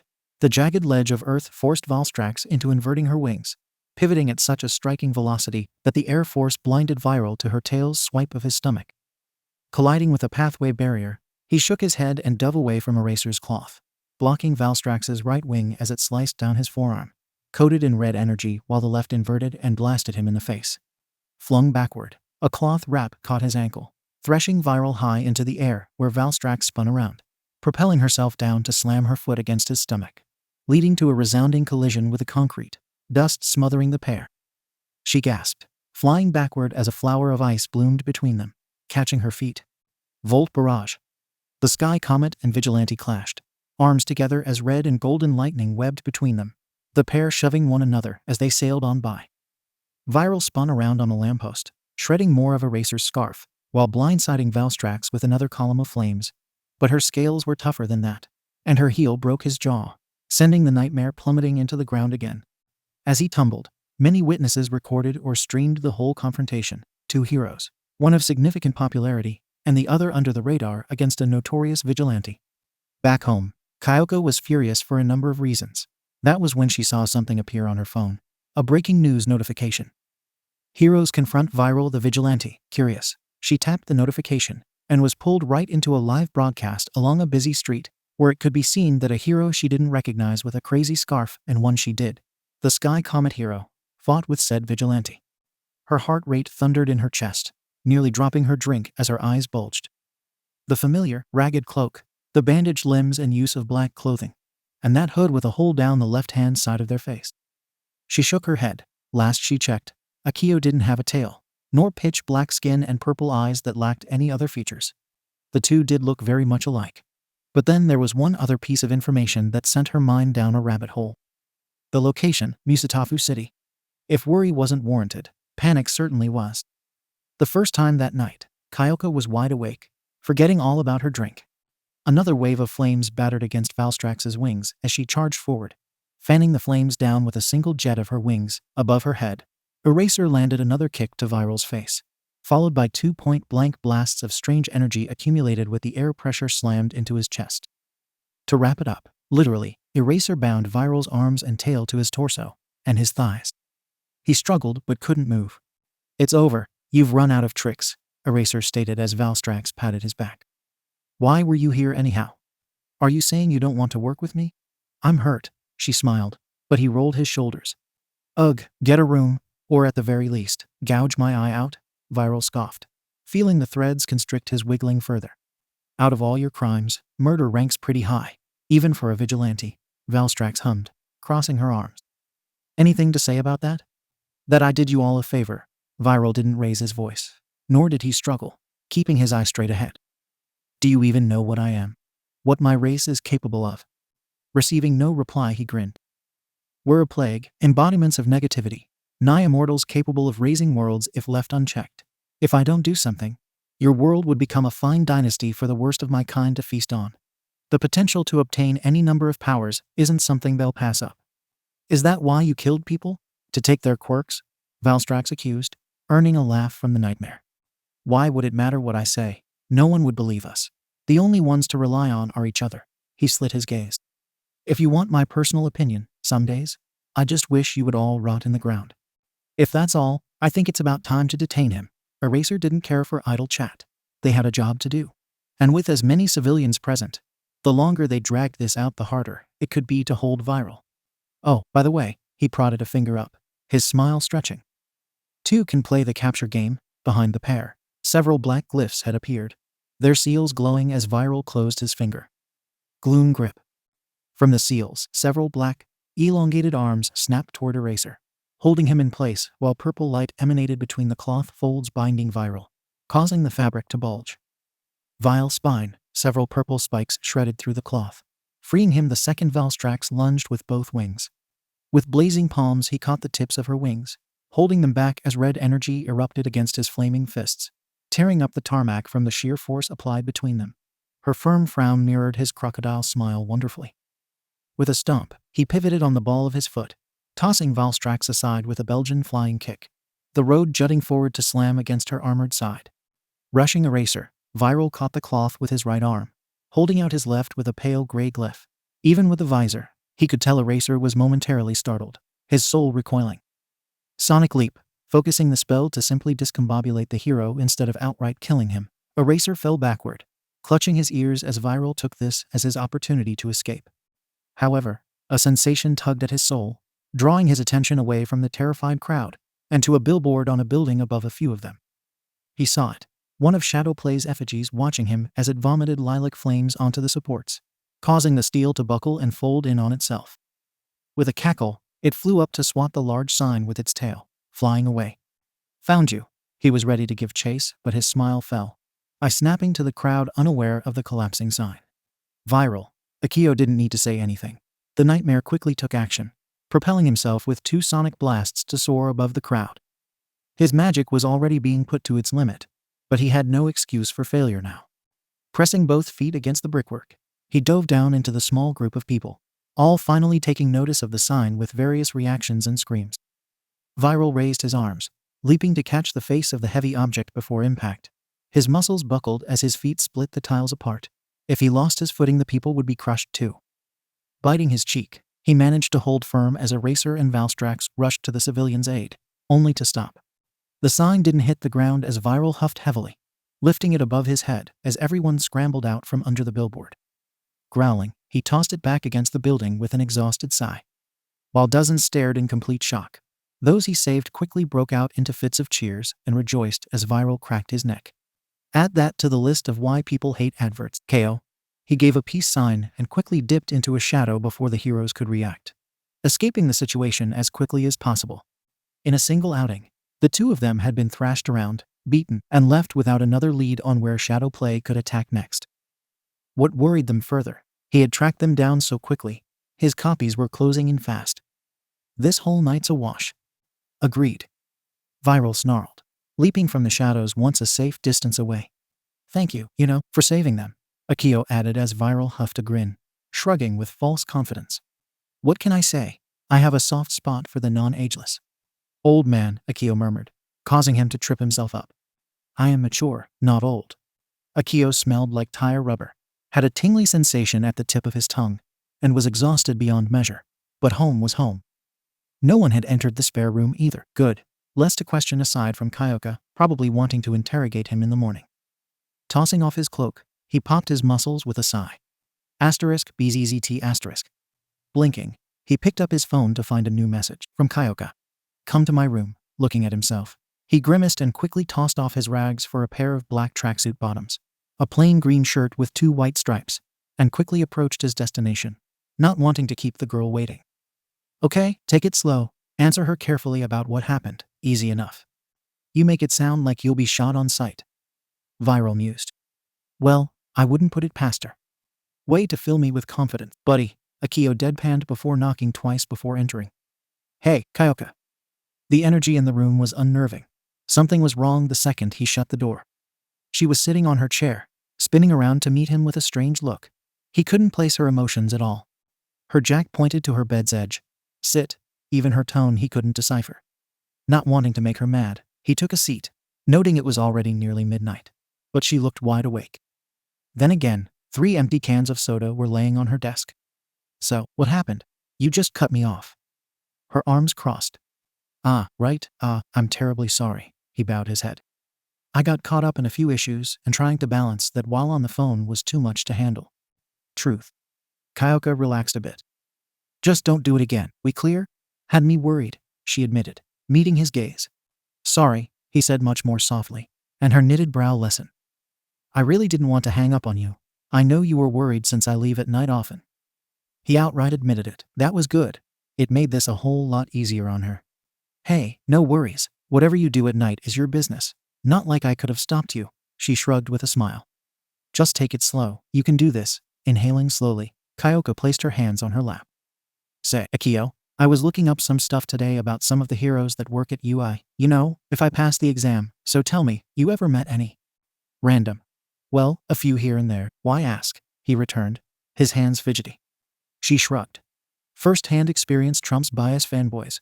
Pros like Snipe, Midnight, and that guy with a scarf and wavy hair. That there caused a stir in Akio's heart rate. The Eraser Hero. Odd name, really. Eraserhead, he answered, chuckling while scratching his nape. Yeah. A bit of a loner, that one. Okay, that obviously struck something. Keeping a level head, she paddled on.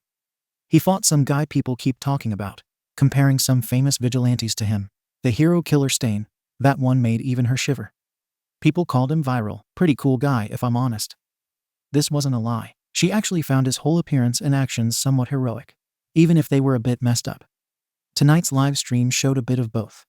Akio blinked in surprise. Why you think so? Lots of people just call him a murderer and monster. Taking lives, that's all I hear. His heart jumped again, but it dipped with sorrow in his voice. But he dashed it aside with a smile. Still, surprised you'd actually like him. You struck me as more of the chill mediator when it comes to what heroes people like and dislike. Not really having an all-time favorite. Kyoka shrugged. Nah, just recently I guess I just wanted to look into all sorts of heroes. Get an idea of who I'm striving to be. Maybe even see what I could learn from pros, you know? Okay, enough beating around the bush, Kyoka. You know, your scruffy clothing actually reminds me of Viral, same kind of style. Oh crap, Viral gulped. You might want to take this one. You're just gonna abandon me. Viral? Viral? Yeah, I just sorta drew inspiration. Haha. Is that really it though? She pressed, seeing him start to sweat. Yeah. Why do you ask? His voice was starting to get higher, and his heart was beating faster.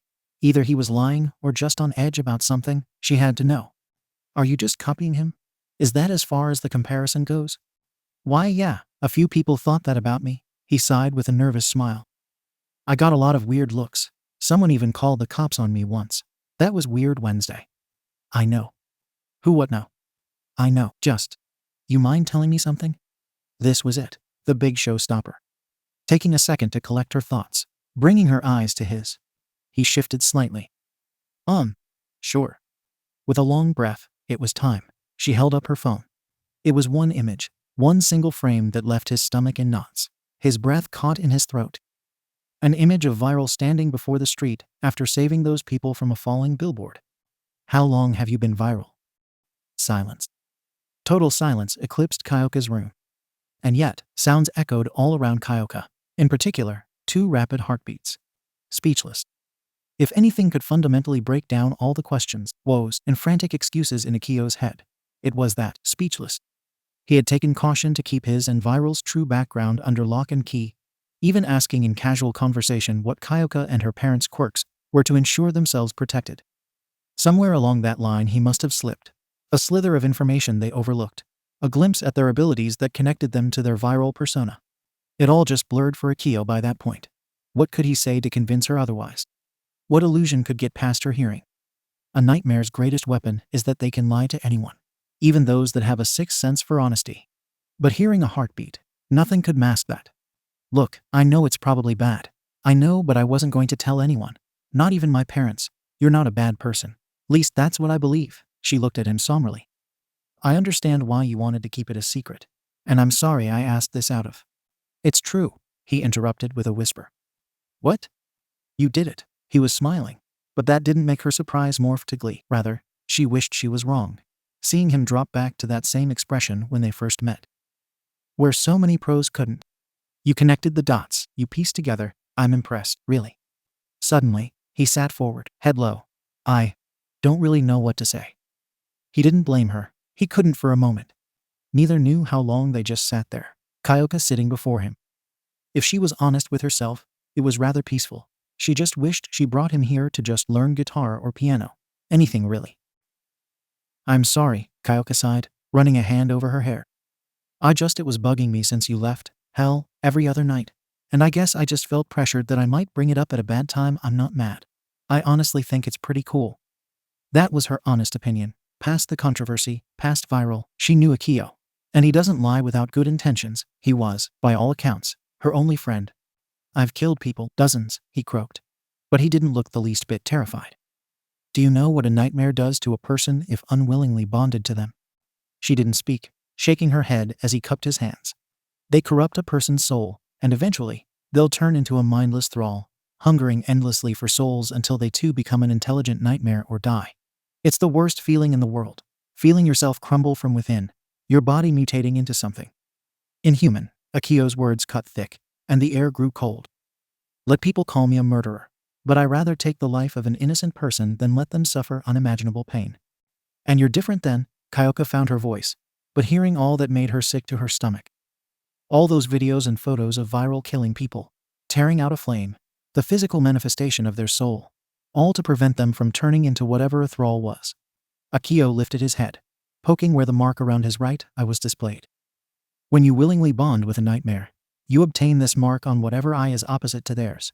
He put his hand on the bed's mast, seeping it into the shadow. Shadow porting, soul sensing, magic, regeneration. A bunch of other things too. That sounds awesome, she beamed before settling down. His mood hadn't swayed. He did his best to hide it all for her protection. To him, this must have felt like the biggest failure imaginable. All because she got nosy and eavesdropped. I'm sorry. His voice trembled, hiding his eyes by lowering his head. I didn't mean to lie to all of you, but when Mika offered me a place to stay, I thought this was it. I could stop running from Harbinger. I then realized how terrified I was of him, of what he'll do to us all. It took Kyoka a moment to realize what was happening. His breathing became labored, the erratic pulse of his heart. He was having a panic attack. Without thinking, she quickly moved to sit beside him, embracing Akio gently, placing his head against her chest while gently rubbing his back in circles. It's okay, I'm okay, so are my parents. No one's coming for you here. Kyoka didn't know that. Viral was a powerful vigilante. But if they're running from another nightmare, then what kind of monster was coming for them? That didn't matter now. Kyoka could only focus on the present. I won't let anything happen to you. You don't need to keep running anymore. Her words, the feeling of her emotions, the sound of her gentle heartbeat. It wasn't an immediate effect. But with a few minutes caught in her embrace, Akio's panic subsided, easing off the edge he felt all night. Assured he was fine, she sat back down on her chair, facing him with a little less tension. Yet he couldn't help but stare at her face a little longer. Huh. She had said something, causing him to blush slightly. Sorry, spaced out. What's up? Can I see him? Your nightmare, Viral, right? She pointed at his chest and Akio sat up. Well, he asked himself. No use hiding it now. She saw through our ploy like a hawk, Viral sounded. Impressed. Not often that occurred outside of Akio's own progress. She did help us out, so I feel obligated. Don't sound too thrilled, Akio rolled his eyes. Sorry, Viral's matured. He's been my nightmare for 2 centuries now. He decided not to tempt fate any longer. See Kyoka's slack-jawed expression, he waved his hands. That doesn't mean I'm actually that old. When bonded to a nightmare you stop aging. Like your body goes into stasis until a bond is severed. I think. Right, less creepy. She put a thumb up. Well, to cut the silence instantly, Viral appeared before Kyoka, startling her as he stared down at her, donning the very clothing Akio would have worn, hiding his left eye behind the cowl. Am I as striking as seen on TV? She took a moment to collect her thoughts, really seeing the vigilante know, the nightmare before her. His heart was something she couldn't place. The beat was so much different than Akio's, than any other heartbeat. It sounded like an echo. How little sense that made. You're what, 2 centuries old? She quirked a brow, smiling slightly. Pretty horrible fashion sense for an old man. His eye narrowed, jabbing a finger at her. The first thing you say to me is that. You little GRR, I'd kill you if I didn't find that annoying personality of yours endearing, he hissed, shaking his head in a huff. Akio likes you, so I'll behave. You lied to me to get a roof over your head, Kyoka countered. And I dragged you both through the rain too. Which, if not obvious, I'm not some bodybuilder.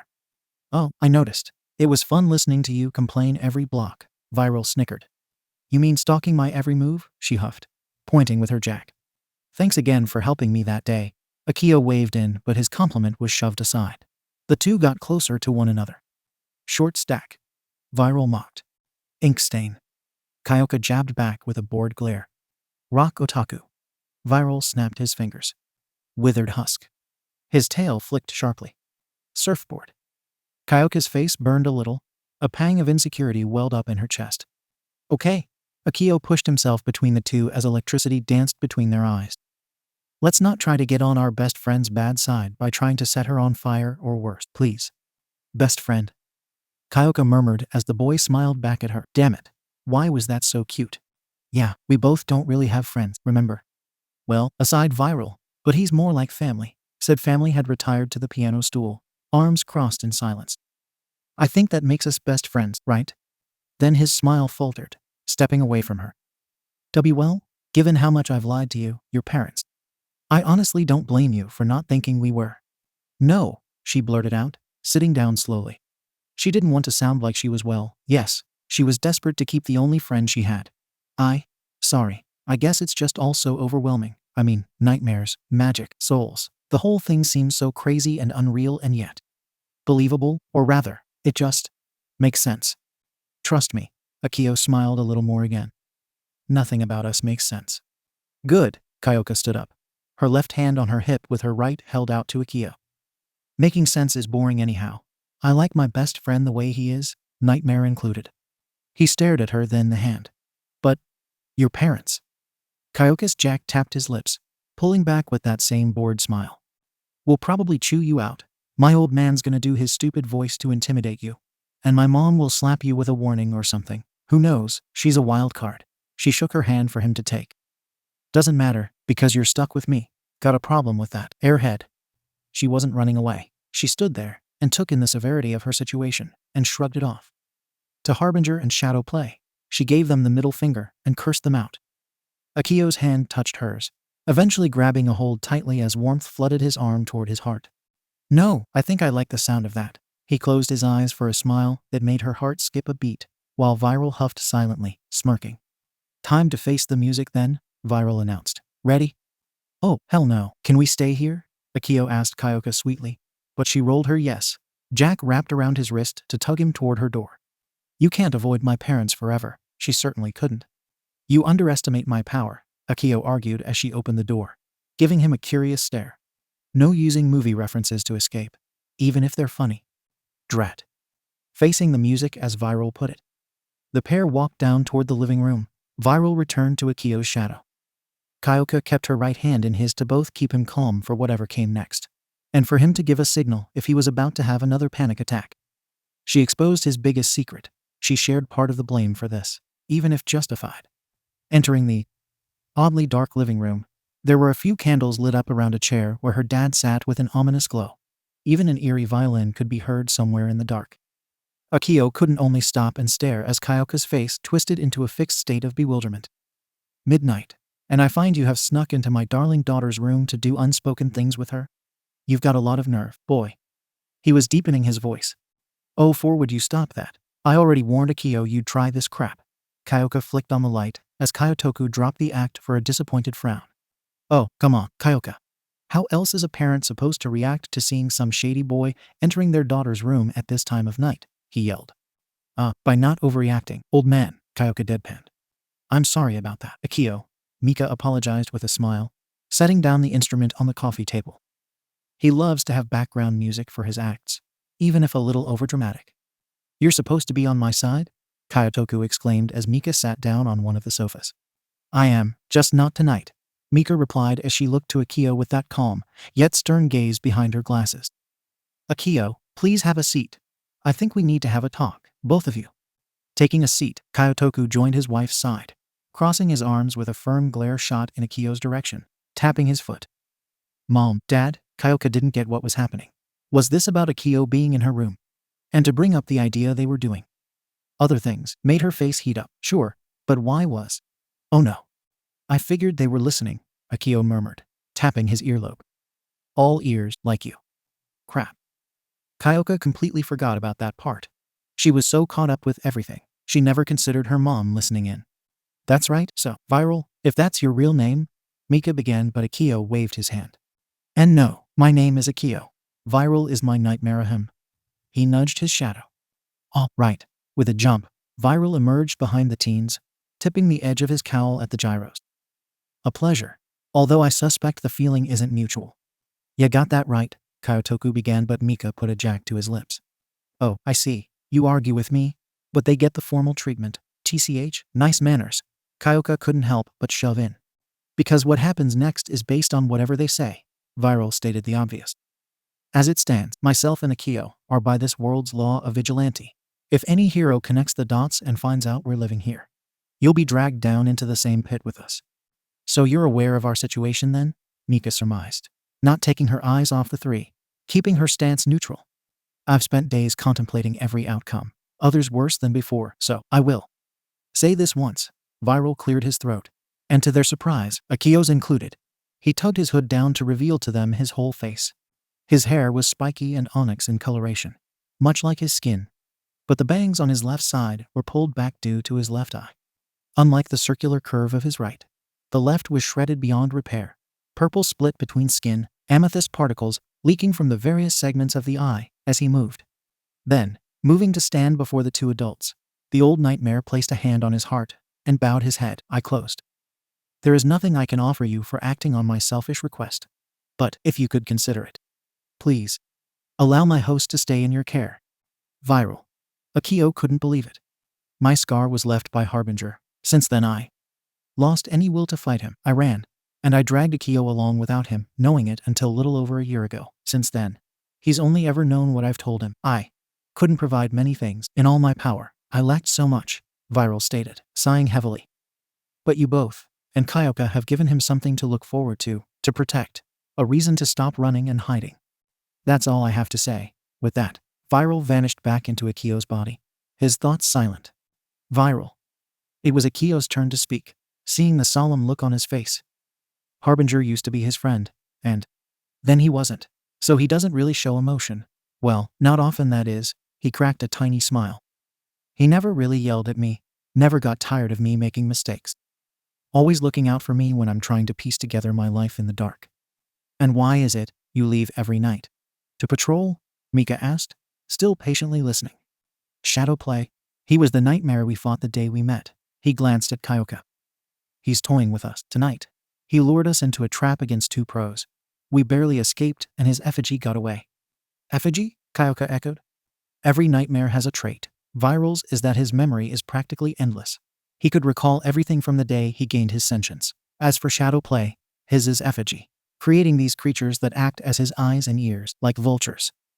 Akio clenched Kyoka's hand slightly, her thumb rubbing his palm in circles. Sorry, I rambled on. You wanted to say something? Actually, I believe this answers most of our actual questions, right?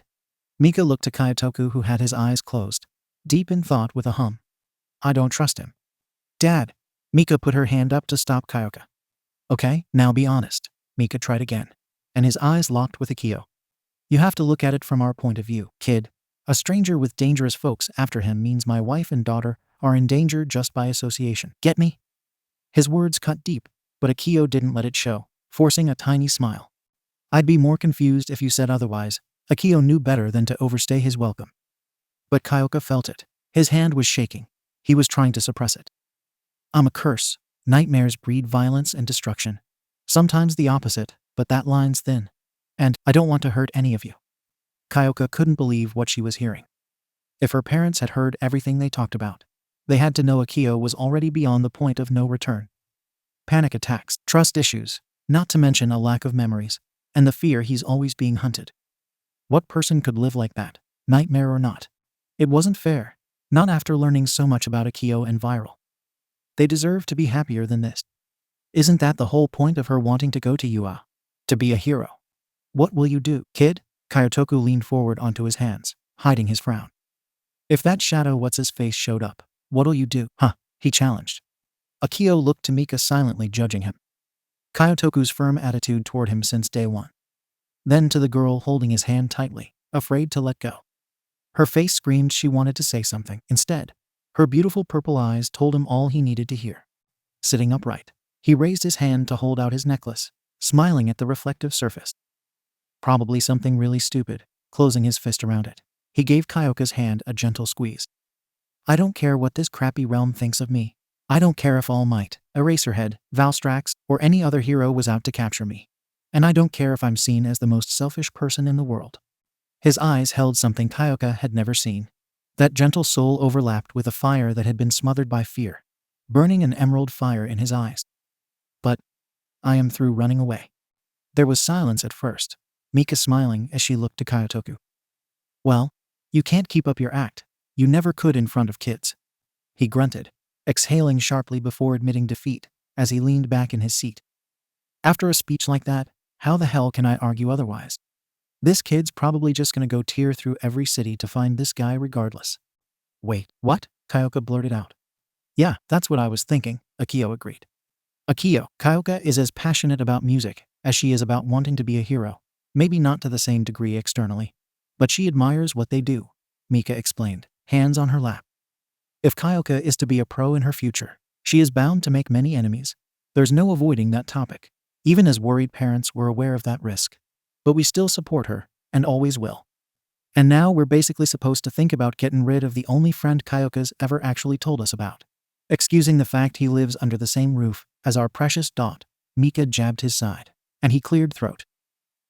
Point is, you leavin' will just make things worse. And it ain't like you can't put up a good fight far as what I've seen. He admits it. Mika shook her head, clearly exhausted. What do you want from me, Mika? He exclaimed. I want you to say Akio will always have a room here when he needs it. Mika laid out for him, the man actually taking time to process her words. And that means he will be under the same roof as Kyoka. Even when we're not here, yes. Sigh, fine. He gave up. Really, Akio couldn't believe what he was hearing. Neither could Kyoka. The two had agreed to let him stay regardless. But it's not just them two. There are others that... Kid, we aren't repeating ourselves. You're staying, you pay rent, or eventually go to school. That's it. Kyotoku scratched his nape. He had no words, but something inside him caused something warm to run down his cheek. Blinking, he rubbed his eye, smiling stupidly. Sorry, I don't know why I'm crying, he said while trying to wipe his tears away. He laughed slightly. It won't stop. His body felt really warm and fuzzy again, like when he first had dinner with them, or any night that is. Every day was new to him. It was a pleasant warmth he thought was just natural while in good company. Now, he finally realized why. He was happy. Genuine happiness was what brought him those feelings. Mika knelt down to wipe his tears away with a cloth. A sweet smile on her face as Kyoka continued to hold his hand supportively, unable to restrain a hopeful smile at her parents' approval. Kyotoku just smirked as the innocent brunette wept tears of joy in front of them, overcome by emotion. Elsewhere, hidden within a rundown shop that looked abandoned for years, a throne of scrap and junk was cobbled together, a fire pit casting sharp shadows across the room. Illuminated on the peeling wallpaper were 4 disfigured shadows, all twitching in the light. Sat atop the rusted throne, hand propped up for their cheek, Shadowplay grinned at the embers, squeezing another living soul between his fingers. Tick-tock, viral, the final act is upon us. He leaned forward as his crescent eye widened with splendor, crushing the plump flame in his hand. I'll be seeing you in due time. Leaning back into his throne, he waved his hand lazily. Fetch me more souls. I'll need all the strength I can get if we're to take the old shade seriously.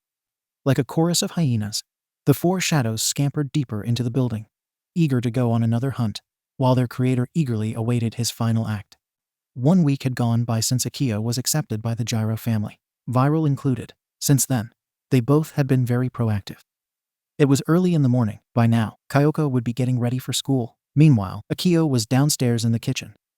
Just as the door to the room opened, he pointed to the island behind him. Tea, milk, golden brown, 2 sugars, Akio stated without blinking, timing everything on the hobs before him mentally. Did I ever mention how awesome you are? A groggy Kyoka murmured, dragging the mug closer to her lips with a sigh at the sweet aroma.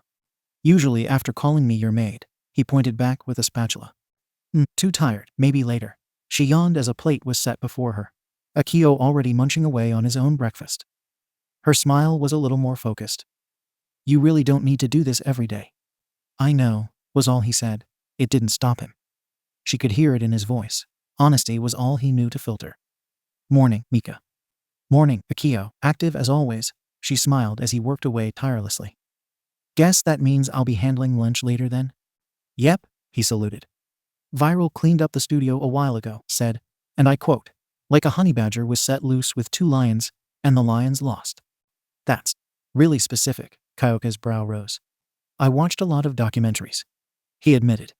He stayed up all night, Viral appeared, sipping his own drink despite not requiring food or drink to survive. I think we went from animal documentaries to aliens or something. Really tacky. I've seen aliens before. They aren't as vicious in some cases, but this world apparently loves the idea of them. Stealing cows? He shrugged, barely understanding it himself. Dude, I told you not to watch them past 3 a.m. Kyoka shook her head, taking her plate to the dining table. Well, thanks a bunch, Muffin Top. Always, he flashed a sweet smile that almost made her tea taste sour. Was that possible? She didn't stick around to ponder further. Mika just chuckled lightly and went to grab her own beverage for the day. Later in the afternoon, Kyoka lowered her phone as she approached the exit to her school. Despite how embarrassing it felt sometimes, she couldn't refrain from smiling slightly at the quirky brunette leaning against the gate's edge, chatting with a few students that passed him regularly. "Hey, Akio. Sup? Did you check that video I mentioned? Pretty awesome, right?" "Yep. Why do you always wait here for Jiro? Asterisk gasp asterisk are you?" Okay, that was her cue to speed up. Grabbing Akio by the shoulders with her jacks, Kyoka quickly began shoving him away from the school grounds. "Okay, we're going now." Her face was creeping red with every second her ears picked up their murmurs. "Don't think about it. Don't think about it. Don't think about it." She was definitely thinking about it. She always seems too eager to train, but then regrets it later. "I'm confused." Akio tapped his chin as Viral's shadow shook his head, facepalming at his lack of clarity. Left, right, left, cross. Two training swords clashed at the center. Akio drew his right, then left immediately after. Kyoka reacted, stepped back to draw her sword from her hip across to block the first blow, then inverted her grip for a downward thrust. Another slap of bamboo clapped across the park grass, sweat dripping between the two swords before they were lowered, the combatants taking a step back. "You've gotten sharper," Akio winced, rubbing his wrist. "Nice." Kyoka panted for each hot breath she could, dropping the training weapon to the grass, wiping the sweat from her brow. Thanks, I am gonna pass out." She had never felt so hot in all her life, and not in a good way. Sweat poured from her body, and her muscles felt stiff and flared. "Sorry, guess I overdid it." Akio ran his hand over his head, sitting down while passing her a bottle of water, the girl taking it graciously before taking a satisfying sip. "Yeah, I asked for training, and not a death sentence," she managed a groan, stretching her aching limbs with a satisfying pop. "But you literally asked for this," he argued, waving a hand down as a jack waved for her. "Stop using logic against me," Kyoka moaned, head flopped to the grass. Akio blinked. Over a week, Kyoka's body had grown accustomed to their training, her old methods revamped to accommodate them both. Due to this, her briefly exposed stomach was toned and smooth, her slim curves adding to the appeal as Akio quickly snapped his gaze in the opposite direction. He had been staring more often as of late, though for the life of him, he didn't know why. That's what he kept telling himself. Taking a swig from his own bottle, Kyoka watched him diligently. She and Akio had been training per Viral's suggestion, applying Akio's workout routine to suit Kyoka and accelerate her growth. Despite feeling like her lungs were out to kill her, Kyoka hated to say it, but the training was paying off.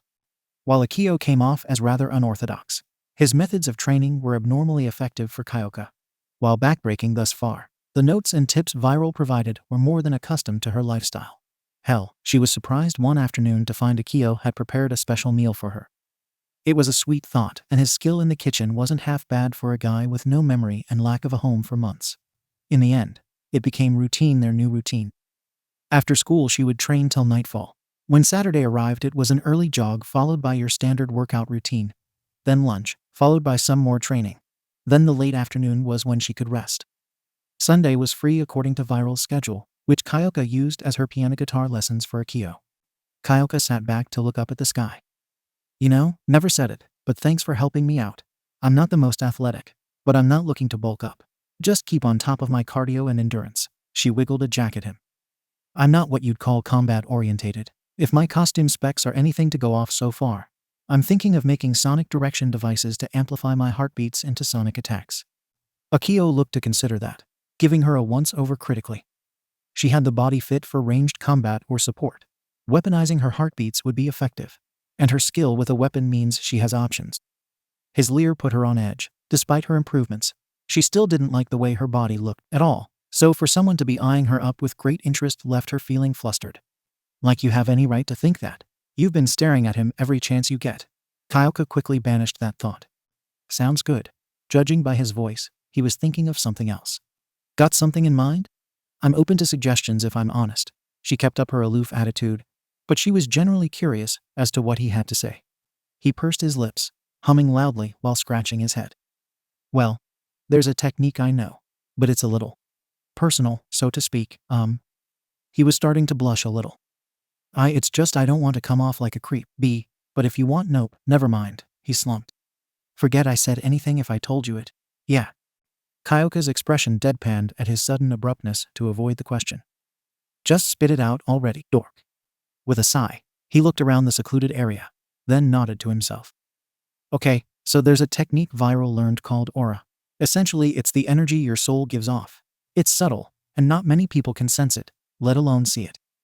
But I can. He turned his eyes to her, poking at the center of his chest. I can feel the emotions around others, even tell when they're lying. Her brow rose, speculative, but the idea kept her curiosity hooked. Right. You said soul sensing was part of the nightmare package. Kinda stealing my thunder, muffin top. I doubt I could do that. He smiled sheepishly, hands out. Yeah, you're the airhead powerhouse. I'm the wild card girl of our dynamic trio. Kyoka waved a finger knowingly, eyes closed. And Viral's the old man mentor. I am not old. Akio's shadow warped so a fist could shake freely beside Kyoka, slipping away just as quickly. Right, so I could unlock a fragment of your soul with this technique.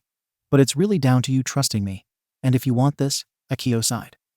I'm not going to force you, just I want to repay you in the only way I can, with something I know I can do right. Why did that sound sad? Kyoka didn't push the question. Instead, she relaxed. Dude, like I said, you don't need to do anything. But sure, go right ahead with your magic hands. She wiggled her fingers to lighten the mood. Sitting forward with her hands on her lap, she listened. Just tell me what to do. Akio considered it a moment, checking her emotions. She was being sincere, a little cautious too. Understandable, he thought. Okay, first, lay down on your back and close your eyes.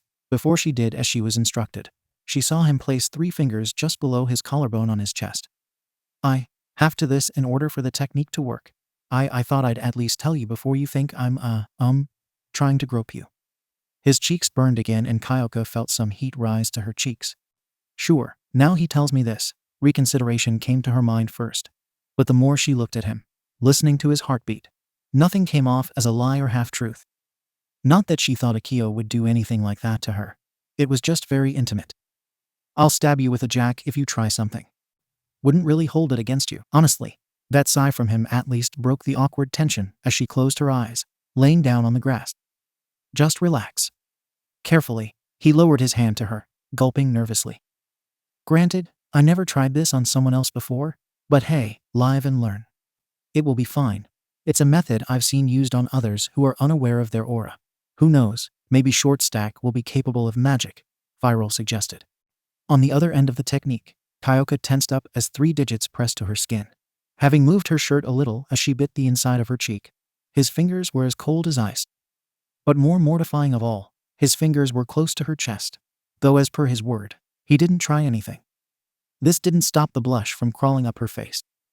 Just relax, you just have a pretty cute guy close to groping you, totally normal. Do you feel it? Not my fingers, not like a heartbeat, but something close. It's warm, strange as it was. Kyoka felt something akin to a flame flickering inside her chest. Like when she got excited or played her music. It felt fulfilling. NGH, it's like something's pulling at it though. That would be my doing, just bear with it. I'll take it slow since I'm basically messing with your soul. He said it so casually too that it broke a small huff from her lips.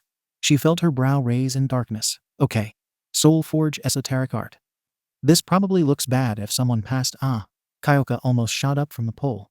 But a hand on her forehead kept her still as it felt like someone just kicked her in the chest. Oh. Okay, I see what you mean. Fuck. That should do it. He removed his fingers. You can't sense souls or anything, but you should feel the positive effects kick in. Sitting up with her eyes open, Kyoka didn't feel any different, save for having the memory of her best friend almost groping her now stained into her mind. Akio sat a good few meters away from her, smiling sheepishly. It was when her eyes adjusted did it finally kick in. The world, everything from the plants to people, the sky, and the sun, every corner of the world appeared less dull. A subtle level of vibrancy to her everyday life. Whoa. Standing up, she no longer felt her body ache. Rather, her muscles felt stronger despite her subtle definition in her muscles remaining the same. Akio stood up himself, holding out his hand. Huh? Punch my hand. Give it a try. He kept up an upbeat manner. Without question she did so, and her fist moved faster, striking his palm as his arm buckled a little. The force was greater than before. Not by much, but it felt stronger. Hee, nice right hook. Kyoka started chuckling, stepping back to give a few test jabs to the air, finding her movements weren't so sloppy. What did you do? Soul Forge esoteric art. An ability from another realm that enhances a person's soul. So your speed, strength, and spiritual energy have increased. He tapped his chest. The soul is your center. The person you are, everything at its purest form resides here. Those that learn and train to delve deeper into their own soul can do some pretty crazy things. But I'm not some monk or sage, so that's about all I know. With their training concluded, Kyoka tossed him his bag, striking him on the forehead. Oh. He flopped back as it landed in his lap, causing her to laugh. Sorry, dude, come on. I feel great, but I reek. It wasn't a long walk back to the station, but Kyoka lost herself to her enhanced perspective of the world. You're really cool. It was barely a whisper, but unbeknownst to her, Akio's daydreaming state blinked away from the sky. He paused briefly, an honest smile breaking his concentration as he caught up with her. Just as they were about to turn the corner, a soul came rushing toward that same turn. Grabbing Kyoka's wrist, he pulled her back in time as someone spun around and recoiled, almost crashing into the air. A girl quickly caught her balance, arms stretched wide. To their surprise, she wore a metal mask with two big, glowing blue eyes, the pupils flashing to indicate she was blinking from the shock as well.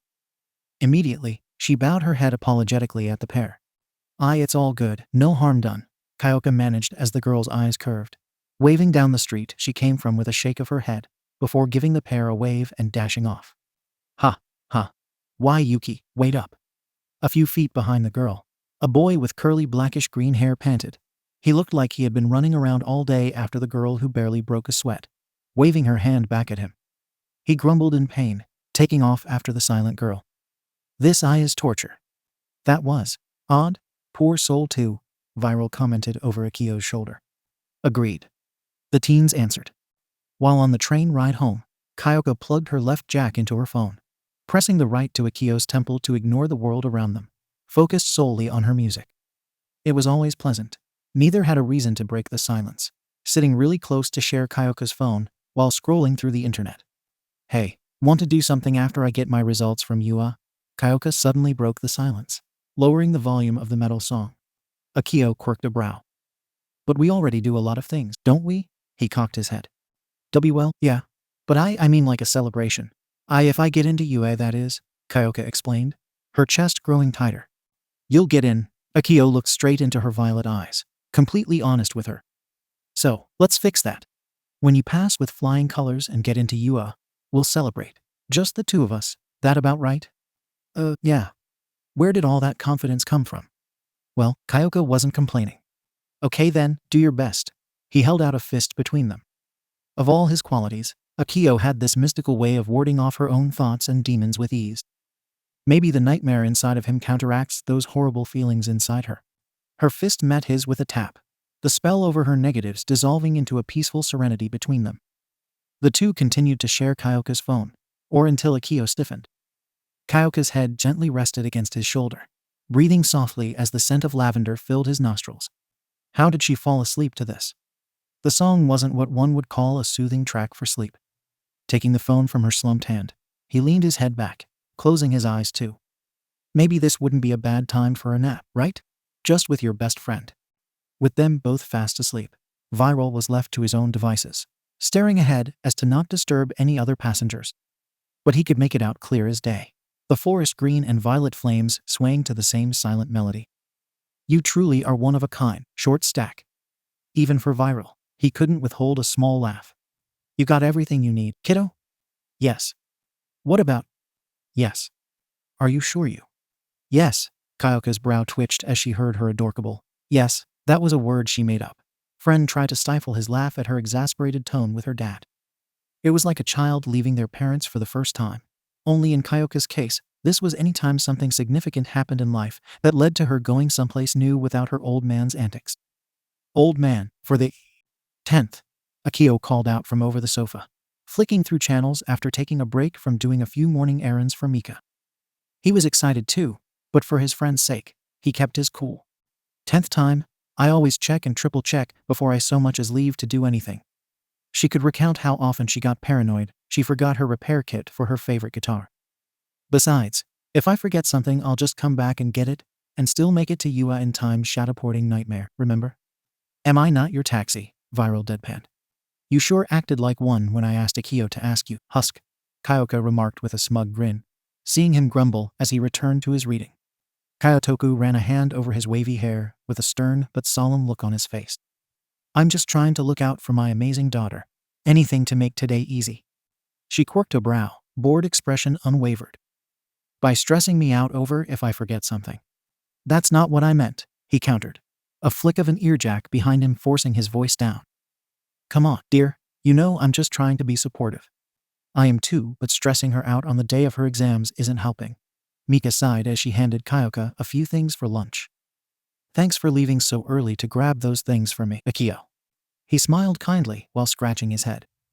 Always happy to help. Made to your core, aren't you? Kyoka grinned jokingly as his smile flopped. And he shared the same thought with Viral. Rock otaku. At the words, he quickly rolled back on the sofa to evade the two jacks stabbing the cushion. He peeked over the edge and saw her red cheeks, brow twitching as he chuckled mischievously. I did some searches last night. The internet can be a fun place. Shut up, airhead. Her jacks could only reach as far as the edge of the sofa, an inch from his neck, while he sat back down to continue browsing the channels. Kyotoku immediately went on alert like some deer in headlights. Wait, funny nicknames. His glare snapped to Akio, himself still smiling oddly at the family. So you have chosen death? Oh, for the love of put a sock in it, old man. Kyoka pinched the bridge of her nose. But then realization dawned on Akio. Wait. Oh, yeah, I forgot we talked about that stuff a while ago. He scratched the back of his nape, unaware that two pairs of eyes cut across the room to the older man, himself shrinking under the dark aura behind him, swirling with purple energy. Akio, do you mind telling us what Kyo talked to you about? The sweetness in Mika's voice was a mask, and Akio could see it. Darkness swelled between her and her daughter. Viral gulped, slipping further into the shadows while Akio scratched his chin. I think it was like, no funny business with my daughter and, oh, you make any indecent moves on her, and I'll have you shipped off to a gulag hanging from your feet.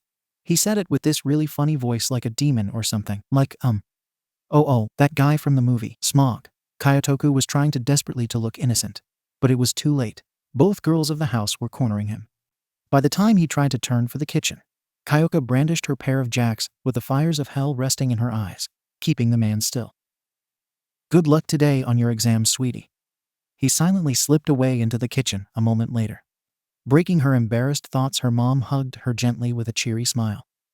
I know you'll do amazing in your exams, just do your best.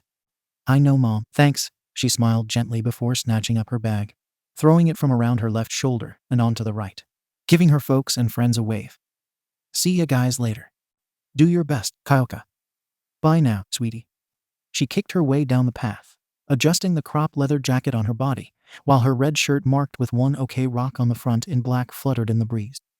She wore her jogging shorts and a pair of combat boots, and of course, her necklace with a music note, the clink against her clothing awfully relaxing.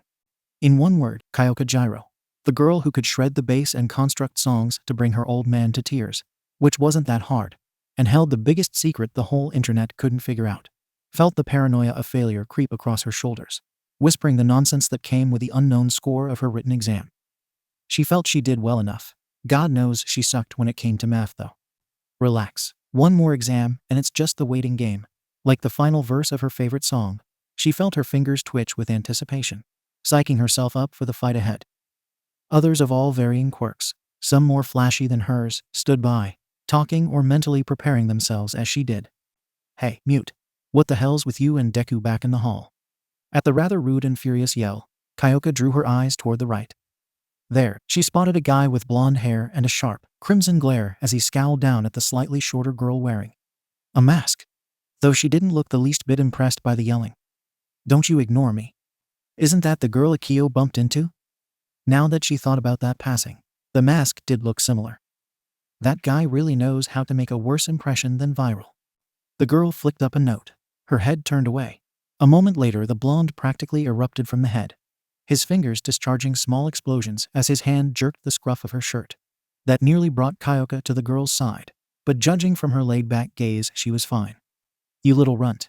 Who the hell are you to that weak nobody? Are you the one who's made him think he's got some power that makes him better than me? That had Kyoka cock her head. What was that about? Her guess was some bad blood between these two and another guy. Smirking slightly at her rapid responses with notes, Kyoka just let it slide and focused back on the doorway beginning to creep open. The large city of unimaginable costs stretching out afar. Seriously, this place is on another level of badass. Tilda right. Let's start. This was it. Everything she had worked for would come to fruition. The support of her parents, meeting Akio and Viral, both helping her train, the strength beyond just physical appearances thanks to the quirky boy messing with her soul, which still was hard to believe, all their efforts she had to make good on.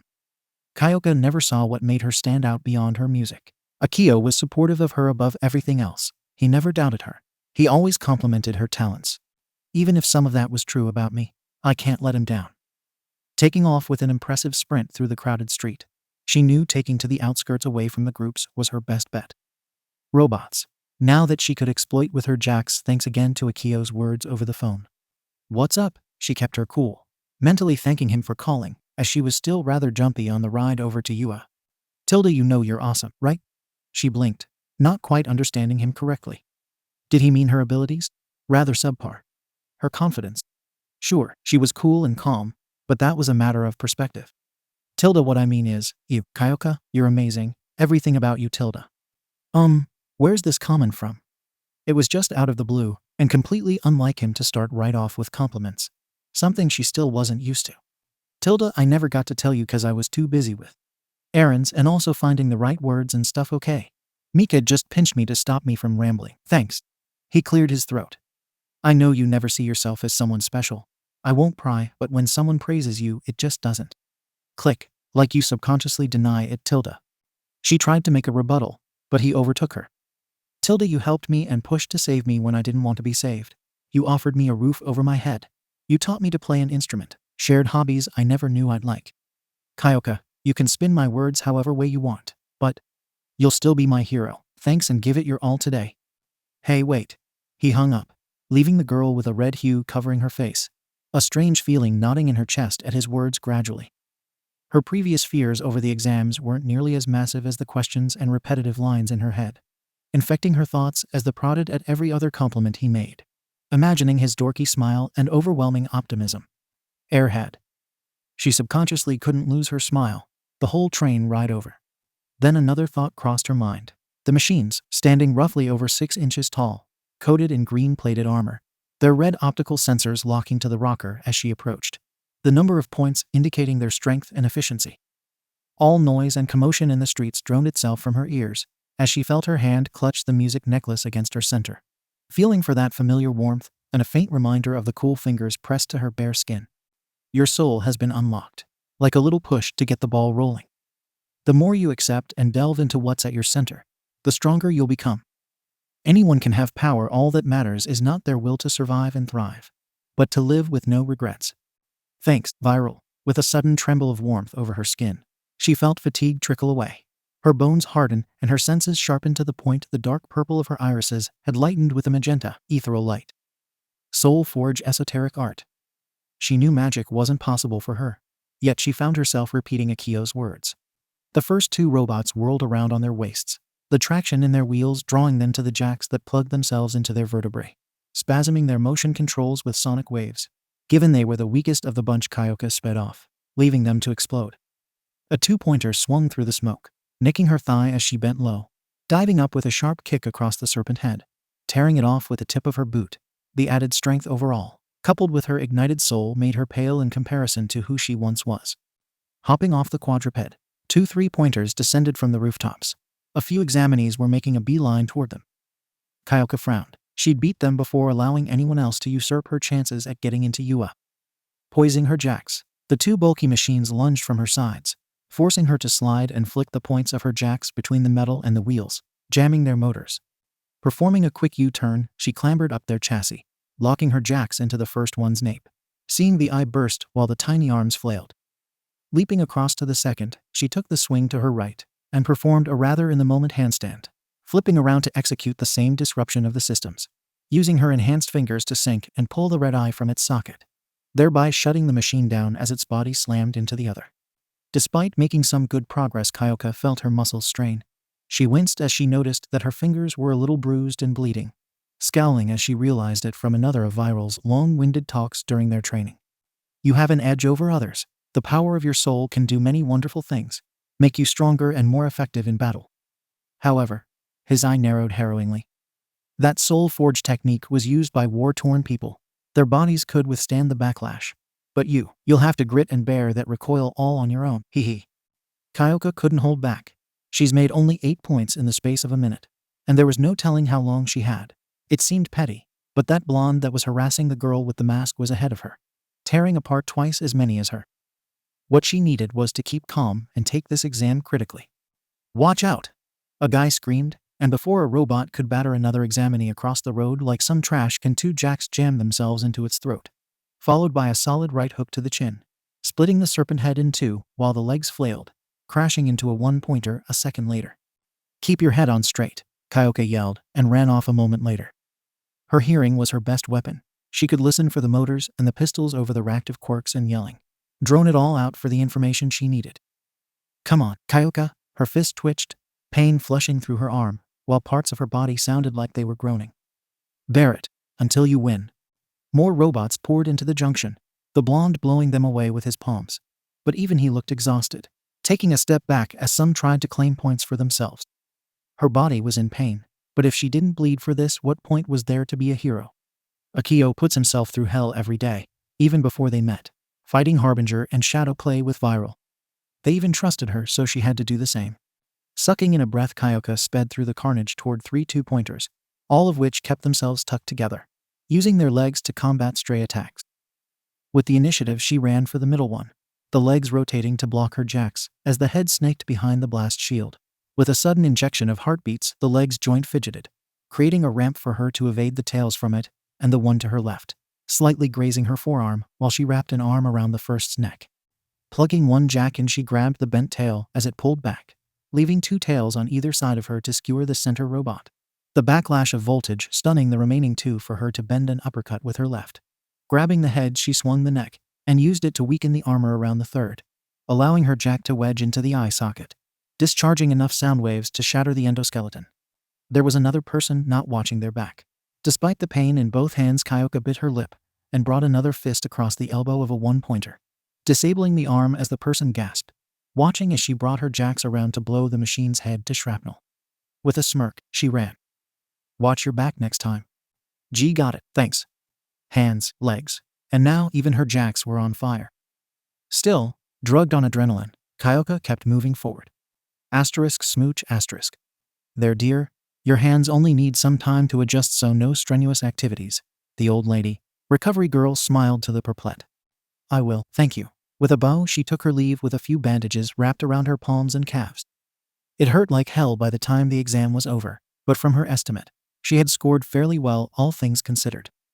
Though the massive match that was meant as an obstacle came at a left field, she was sure Akio would have been sparkling with excitement if he was there. That brought a frown to her already straightforward manner. The fact that if she did pass into UA, that meant seeing Akio less, of course. There was still school before she would finally become a high schooler. But he would, much to her joy, wait outside her school away from crowds so to not draw attention, and the two would go to a cafe to let her blow off the irritations of school life.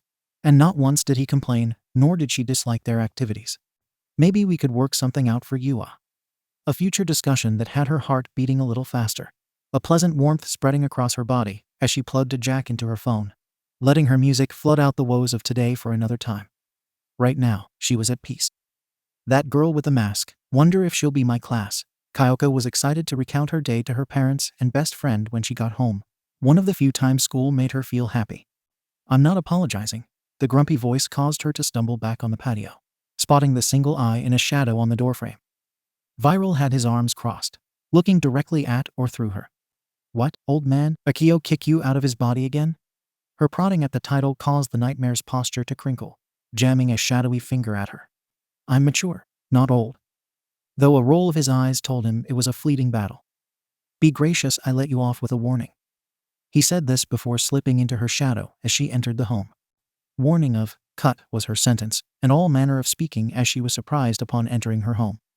It wasn't crazy or over the top, but rather, her parents and Akio were sitting by the sofas, and sat on the dining room table behind them was an arrangement of food made for a feast. There was steam rising from the many dishes waiting to be eaten, the centerpiece being a honey-roasted ham. Just the sight alone caused Kyoka's stomach to grumble. Surprise! Akio waved a hand, looking somewhat exhausted. Perfectly timed too. Got everything just right in the end. Waboo huh? A loss for words as her Mika spoke with a knowing smile. Don't look at me, it was all Akio's idea. I just helped ensure everything went according to plan. Seems it worked. She winked to her daughter. Her eyes then traveled to her dad himself, while wearing his grumpy face put his hands up. It's true. Kid went crazy today to get everything planned out. Course I was barred from the kitchen by both of them. You were going to jeopardize the boiling process of the vegetables. Akio slowly craned on his heel, arms wide with shock. Do you have an inkling of an idea of how delicate a process that is? To coordinate the timing of the dishes between the end of the exams while accounting for travel time. You saying I'm a bad cook? He raised his voice. Yes, he is. Mika took the boy's side, destabilizing the man's challenge. Oh come on, Mika, just once. Nope, she said simply, noting her daughter still hadn't moved. Eyes locked to Akio's laugh as he taunted her dad from the safety of Mika. Honey, you look pale. You did all this for me. There wasn't anything she could say. Akio's level of generosity went beyond the call of duty to a point. She often teased him for being a maid. He would always clean up the place, help her mom with shopping, even keep their studio in mint condition, and all without complaint. This, however, felt different, warmth like when he spoke to her on the phone, encouraging her to look past her self-doubt for a moment. It was for her family, but the idea was for her. As if by psychic link, Akio cleared his throat, holding up a finger.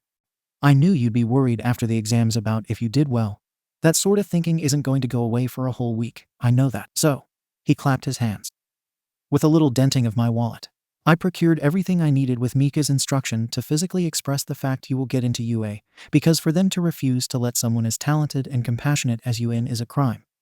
Considering the effort put toward this day, it would be a shame for you to fail. Viral appeared, arms crossed. And yet, to simply allow the sacrifices you have made to house us, train yourself, and ultimately face your future head on go up in smoke, that would be a cruel joke. Her words were lost save for a few. Nothing came out, save for a genuine smile. You dork. This made him blink, then smile giddily as the parental figures watched the two interact, his fist held out for hers to tap off. You can be quite amazing yourself, both of you. Have to keep up with you, right, Teach? He mused, causing her to laugh. Then he jabbed a finger at the table. Now, for the love of Eve, can we eat? His stomach growled in protest since 4 hours ago. I'm starving. So then this massive robot almost brought a whole building down atop us. Then, out of nowhere, this crazy girl with crackling red energy just brought her foot down like it was nothing, swatting the thing back. Kyoka retold the events of her practical exam and had unfolded the events that transpired with the 0-pointer. Really, I'm glad she's not a villain. That would be a fight no one could win. Sounds like you were put through the ringer. Ha! Bunch of bolts can't stop ya, I bet. For one of the few times, Kyoka agreed with her dad. If someone told her she'd be fighting robots, even with her bare fists, she'd call you insane. But so was having a friend who was also a vigilante. Life tends to curveball you in strange ways. You know, he started having a mental breakdown the moment you left. Took me a whole hour to convince him to calm down. Mika laughed at her husband's expense, then noted the vacant seat with a smile. Kyoka, do you mind checking on Akio? He's been gone a while now. Sure, one sec. She was curious herself, why he was taking so long to come back. Had he just gotten distracted again? A shake of her head dismissed the thought. He was oblivious, but not forgetful, much as she wished he was sometimes. Stepping down the hall of the second floor, she took to the first door on the right, noting it was ajar. Tapping it, she peeked inside to find only a desk lamp on. Akio, you, shutting off her vocal cords. She spotted the faux brown hair flopped against the pillow on a small bed. His mouth was ajar, breathing softly as he slept through her entrance. Now closer to his person, she just stared at his plain-looking face. That wasn't a bad thing, compared to the countless quirks, and some with physical appearances warped by them. It made it hard to spot the ordinary. I mean, take away her jacks, and she's just your everyday middle schooler. His light brown, messy hair, how it shined in the light and purple marking around his right eye was certainly memorable. She thought that he was actually kinda cute, credibly handsome. He wasn't your stereotype, drop-dead handsome, but his features were a good mediator between sharp looks and a soft, friendly face. Then there were his eyes, even though they were concealed. The light green crossing with her violet, when they made eye contact, felt right. All these features accumulated in good looks that would only improve in years to come. There was another thing her mind wandered to. He was jacked. Not stupidly buff, sorta like her. Toned in all the right places, defined muscles, and while she never caught a glimpse entirely, she'd imagine his chest and abs fell under the same category. Kyoka didn't ogle like most about physical appearances. She was a prime example, scoffing or scowling when her reflection stared back at her. I mean, why'd anyone take interest in someone as bland as her? Funny, the first friend she's ever truly had, and was the first to catch her eye the most. You've been staring at him for 2 minutes. She jumped at the voice on the wall. Oh no, don't mind me, short stack. Frowning at the nickname, she quickly let it slide and cross her arms. Mind telling him something later for me? His shadow shrugged. Sure. Thank you. Her smile was upfront and genuine. A single nod from the shadow, and she took her leave, passing another glance back at the slumbering form of Akio. A small smile plucking at her lips like guitar strings. She wouldn't admit it, not even to herself. 1 week later. Would you hurry up before I kick your sorry ass? I'm here. He dived into the room, nearly headbutting the edge of Kyoka's bed, while his foot kicked the door closed. Springing to his feet, he zipped left and right, spotting the item of the week, the source of unimaginable stress primarily for Kyoka. But she insisted Akio would be here to see it revealed. Okay, I'm here. During the day at school, people often gave Kyoka strange looks that she hadn't noticed before, because no one paid her much mind. She was the aloof girl with a hardcore attitude and took shit from no one. Yet, where she failed to see their strange reactions, one look in her desk's mirror told the story. She was smiling. For the week since Akio's surprise, she hadn't lost her trademark expression. But she smiled more often than not, and she felt positive throughout her day. Hell, those she talked to here and there, she spoke with more often, and it was relaxing. All because of the adorable, oblivious, brunette roommate of hers. The fact she used that phrase more than once made that appreciation apparent. Akio raised his hands in surrender, as 2 jacks slowly retracted dangerously close to his eyes. Kyoka sat on her office chair, spinning around wearing a pair of black ripped jeans and a red, deep V-neck shirt with the words "Deep Dope" like the right-hand wall of her room. For a guy that travels through shadows and can hop from buildings like it's nothing, you're pretty damn slow. What do you want from me? I ran from the convenience store on a bright afternoon. Shadows are awkward at this time of day. He defended himself. Meh, excuses, she waved dismissively, tugging him closer as she tore the letter open. Ready? Her brow wiggled, and he gave a thumb of approval. I too am very curious. Viral murmured from the shadow on the wall behind them. 3, 2, 1. Now. She dropped out the letter and a holographic device. Immediately, All Might, the symbol of peace, appeared before their eyes. Tilda, I am here as a projection, he declared, frightening the pair back a little. Tilda, hello young Jiro. It's not often I do promotional work, but as it stands, I am here as one of the new UA staff members. Holy shit, that's... wow. Her typical response to something this shell-shocking. It was pretty cool. Nudging Akio, she smirked. Good thing I have you for pointers about the guy. He rubbed his neck with a hesitant laugh. No more glass windows, please, no more. She blinked at the paled reaction. He must have been traumatized by the symbol for some reason. But she felt it wasn't right to ask given that reply. Tilda, young Jiro, as it stands you scored an impressive 40 villain points and 13 rescue points. Your actions, not just to defeat these faux villains, but protect your peers competing against you, displays courage, modesty, and self-sacrifice, the qualities of a true hero. The hero held his hand out to the camera with a congratulatory smile. Tilda, congratulations young lady, and welcome to the Hero Academia. After that, the projection cut off. Akio looked over to Kyoka, wiggling his brows. Suo, can I say it? With a playful roll of her eyes, she stood up. Sure, suck it up, airhead. Hey, I told you Sue, Tilda. He quickly latched her in a tight hug around the waist, catching her by surprise, but she just laughed anyway, reciprocating the action around his neck just as tightly, laughing with him for a moment before pulling back to smirk back at his elated smile. So, this gonna be regular with you? His face slowly turned red, retracting his arms. Oh, right, sorry. But he blinked as she stopped him, pulling him back in tightly, her middle finger raised at the curve, shadowy eye in the corner. I didn't say I hated it. She was as ecstatic as he was for her. One hug wouldn't mean much, just a friendly gesture, right? Well, she certainly wasn't going to let go for a moment longer. Not when he felt so warm. You're totally giving Viral the middle finger, aren't you? Shut up. Let me enjoy this. Saturday couldn't have come sooner. Rather than spend time feeling like her bones were being broken, and her lungs collapsing. Kyoka stood before her mirror, second-guessing her outfit with a scowl as she went back to searching her walk-in closet, grumbling incoherent nonsense. She finally smiled, snagging a biker jacket from the hanger as she stepped out. This is new. Wah. Mika had startled her daughter with her appearance from completely nowhere, pushing up the bridge of her glasses with a neutral expression as she took in Kyoka's appearance. It's been a while since I've seen you wear eyeliner. Kyoka shrugged. Thought I'd do something to spice up the norm. Like the black lipstick. And the red nails, nice touch with the jacket too. You're going out. Yeah, and it's not. Not a date, I know. Questionable. Kyoka turned to raise a brow at her mom's, her arms crossed, while she put her back against the doorframe. Huh. I don't know what you're starting, but it ain't what you think. Mika gave a small smile.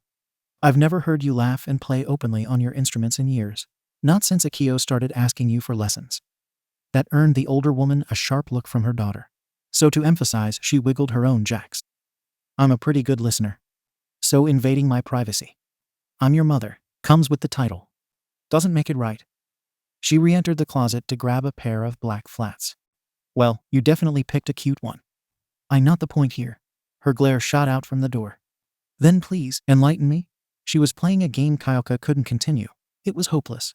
Her dad was easy to ignore. But this was the only other person in the world that could hear everything if she wanted to. With one exasperated sigh, Kyoka slipped the black and white flats on with a quick kick at the toes. Since I got accepted into UA, he wanted to go out somewhere, as friends, and I'd like to keep things that way, so thanks but no thanks. The last thing she ever wanted to discuss was her insecurities. Passing a bemused ire her mom's way, she asked, Besides, whoever said I had feelings for him? Mika shrugged. Tell that to the girl, standing before a mirror, in makeup she almost never wears, and who's been fussing over her appearance for an hour now. Stupidly she did. Her flats, biker jacket, alongside black pencil pants with a white and black striped shirt, and a studded belt and spiked bracelets with fingerless gloves. And of course, her signature necklace with the glistening music note. Something wrong with what I'm wearing. Nope. Have fun, don't worry, I kept it all out of your father's ear, she then smirked. Oh, but if you want to give him something to gawk at, those pants will definitely help. She left the moment fire licked the rocker's eyes, and the mocking giggles of Mika certainly didn't help Kyoka further. Just outside an establishment called Dust Rock Blues, Akio waited for Kyoka to arrive. Akio is many things. A forward planner was not one of them as he paced the street he was on, his phone in hand as he watching the time, hoping that would ease his mind. What was actually coming out of his mouth under his breath, however? What am I thinking? Karaoke of all things. I've never sung before, I didn't have no if I can't sing. What if this was a pretendian jeopardizing my first real friendship outside the off-roll? Course he had a sidestep bail on me, leaving me defenseless without a wingman. I think that's what it's called. With Agril that can be hard to chariot. Wow, and I thought I could get frantic, he spun at her voice. And it felt like All Might used his Carolina smash against his chest again, only with fewer windows. Kyoka smirked, hand to her hip. I mean, you were cooking up a storm with that muttering of yours, I almost mistook you as someone else. You look stunning. Her cheeks quickly reddened at the compliment, quickly hiding behind her straightforward smirk. Not so bad yourself for a guy who wears rags. He had a new checkered blue shirt, many shades of gray lines for a stylish pattern. His black jeans with the chains attached from the right pocket, and a pair of blue sneakers, the trademark skull necklace dangling from under his blue jacket. So, karaoke, huh? A surprise, but I welcomed one to see you make a fool of yourself. Aheha. He sighed, regretting this as she pulled him inside by the wrist. Once inside, despite his strangely nervous posture, he had actually planned ahead and booked a private room. Entering the marked door, it was your standard, small party-sized room. A large, U-shaped sofa, coffee table, and a small stage ahead of it. A mic awaiting Kyoka to pluck and shove into Akio's hands. He lifted a finger with his mouth open, trying to interject, but she was already flicking through the tablet's list with a devious grin and twinkle in her eye. Please don't, he begged. No use trying to worm your way out of this. Oh, hee, that'll do. Akio wished he just stayed in bed this morning. All right, airhead. I want to see some fire in your eyes and a crack in your voice. The screen flickered before him. Guilty Gear XRD signed Big Blast Sonic. Guess I signed my death warrant with this, okay? Haven't tried this one. Defeated and unable to look away from the eager observer with a bored gaze, but devilish smirk on the sofa, he cleared his throat. letting the song start, bass and drums kicking in almost immediately, filling his chest with a rush of energy. Get down to rock, get up to burn, stand up with pride, never fear your desire. After the song truly started to ramp up, Kyoka realized how easily she had been eating her own words. One day I noticed that my life was broken. It was not me who was controlling this body. Oh, I want to know what's really real to me before we vanish like a WhatIf. Passion was what collided with her ears. Akio's passion and optimism vocalized, synergizing with the beat of the drums and strum of the guitars. In only the first verse he had captivated her eyes at how his brow creased, the strain on his throat as he took to the next octave to reach the climax of the second verse. Then came the moment she had anticipated. Get down to rock. Get up to burn. Stand up with pride. Don't be the waste maker. You must have heard it. Grasp the truth. Hold it high. Raise your fists. That's what it's made to start with. You haven't heard it go. He opened his eyes, giving her a look that, admittedly, made her cheeks burn. Don't be afraid to listen to your own heart. Big blast sonic. That's my heartbeat anew. She laughed as he banged his head like the genuine singer, a cunning smile crossing his red cheeks.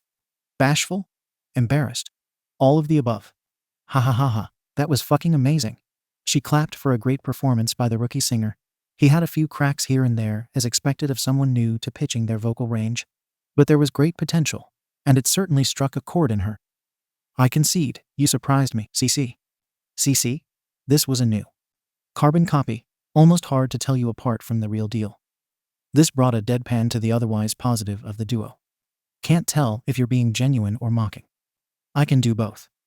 While she chuckled, Akio poked her with the mic. All right, Rakotaku, what say you teach this wayward traveler? Like putting on the brakes, her laughter stopped. No thanks, I'm good. This didn't require viral to explain. Huh? I'm not at all good. I usually just sing to myself. Singing around others was out of the question. When she was younger, it was different. Years go by, and it slowed into a private affair that no one would hear. Besides, who would honestly care? The stupid, cheerful boy smiling down at her, of course. I understand, but I won't lie. I'd really enjoy hearing you sing again. Then he motioned dumbly to the room. We're also in a karaoke place, so it's mandatory. Uncertainty and fear washed over her crossed arms. You really want me to sing? Only if your heart's into it, and there's a fire in your eyes. Using her own figure of speech broke a small chuckle. In a way, Akio was like a puppy, innocent, wanting to see and experience new things without a trace of doubt or judgment. It was like his own curiosity balanced out her reserved nature, complementing her weaknesses to boost her strengths, tossing out the anxiety with that kind-hearted spirit of his, and his soothing words. His smile didn't help her convictions either. It won't be that bad, will it? With that last inkling of doubt, she plucked the mic from his hands. You win, airhead, pick something. But for all that is good in this world, if you pick jazz, I won't be held accountable for manslaughter. Blinking, his hand moved across the selection, and came to the only real conclusion. Right, well, it's not punk rock, but it ain't jazz, thank Eve. Pressing play, Kyoka's brow curved to see his selection. Now playing, Till I Die. Kill la Kill. The first notes of the piano trickled through the speakers, and a soft smile crossed her lips. Not a bad pick, CC. She was a bundle of nerves still, but the approved smile and thumbs from Akio kept her steady as the piano led on to the vocals. Taking in a breath, she began to sing. I have to go to somewhere I saw when I was so young and immature. Like a truck to the chest, it struck in only a single line. Her voice quivered through his bones, unlike anything she's played thus far. This was different. It felt different as his body shivered with goosebumps, his heart pressed tightly to his chest.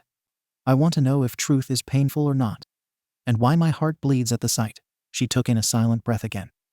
Time will tell us gently just how powerless we used to be. But now's the time to raise my arms and throw away all hate. A voice so smooth and slow, reaching falsetto and lows with a vocal range, even he'd struggle with no. There was simply no comparison. Her voice was something that he never took the time to really observe, oblivious to it as it paled compared to her punk rock attitude. 'Cause I meant to be your peace until I die. No one wants to be alone, so I'll leave my soul by your side. Another breath. But it didn't feel that way to Akio. And though we fall apart between hell's divide, I would seek you on my own. That smile, beneath the stars. There had been moments Akio felt he was lost in a void. No sense, no self, nothing. It clouded his vision again, only it all tunneled on Kyoka. Her voice, her words, everything just radiated off of her like a light in that cold, empty place. It was brief, but his vision snapped back, and he sat forward, intent on hearing it all. And he did so, almost forgetting to breathe. "'Cause I meant to be your peace until I die. No one wants to be alone. I'll leave my soul by your side. And though we fall apart between hell's divide, I would seek you on my own." That smile, beneath the stars, her own eyes crept open slightly, gazing across to Akio. "Till I die. By your side. Till I die. By your side."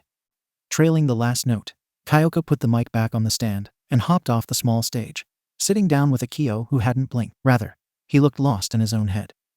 "So, was I good? Bad? I need a play-by-play." Again, no reaction, and it drew her furrowed brow. "You're catching flies, dude." Nothing. And now she didn't know what to do, so she started poking him in the cheek. "You alive in there? Was it really that bad?" Stealing from Viral, "I have not the words," he murmured, blinking from his stupor to her with complete conviction. "That was indescribable, just wow." "Uh-huh, sure I am." "No, you. That was the most spectacular singing I've ever heard." She lowered her hand, seeing the awe in his eyes. "I've listened to so many singers along my journey, but yours, there's no competition. Nothing could compare to other musicians or bards across the realms." This made it twice today. He complimented her to the point she started blushing. Thanks, Akio." Flattery wasn't something her mind properly understood. But he was far too sincere, too earnest to be merely complimenting for the sake of kindness. Akio's heart was racing, but it wasn't a lie. "Now," he pointed high. "Much as I'd love to try again, on cue," his stomach gurgled. "I'm starving." She chuckled, shaking her head. "Way to switch the mood, airhead." She hopped to her feet quickly. Leaving the private room to acquire satisfaction for their stomachs, the two returned and decided to talk the time away. Between Kyoka's favorite shows and Akio's understanding and expressive reactions, it kept the mood lighthearted for a while. "All I'm saying is that One Piece just takes too damn long to complete. And the filler. I mean, I like a good story with filler, but come on." "I know, right? You see, this is why we're best friends." Both then chuckled at how hooked they started getting on chewing out shows they grew to know and bicker over. Pursing her lips with a straw between her lips, Kyoka leaned back. "All right, Sword Art Online. Personally, I like it. Sure, not the best when you consider the tropes, and don't get me started on the second arc. Yikes, there's a line, dude." "I like the concept. Trapped in a game," Akio hummed, tilting his head side to side. "Didn't you say there was an abridged version?" "What does abridged mean?" "Shortened, basically. Some say it's better, or in the internet's case, glorified shitposting." Kyoka snorted, then laughed, seeing further confusion on his face. Patting his hand, she looked to him, troubled. "Dude, you need to get on the internet more. I kinda spend more time thinking of this day out, if I'm honest," he admitted, drawing her eyes again. "I kept looking up places to go that would be interesting to you. Since you've done so much for me, I wanted to treat you to something you'd like. Then I saw this place on one of my patrols, and thought since music is your thing, why not come here?"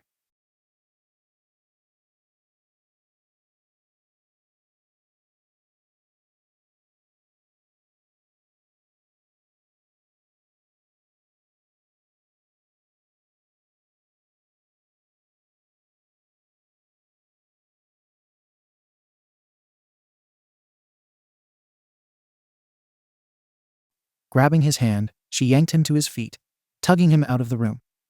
Wait, where are we going now?" "PFFT. Who said we had to spend the whole afternoon here? I know a place we can go." After paying, she dragged him by the heels practically through the streets. This new, excitable feeling inside of her wasn't unwelcome.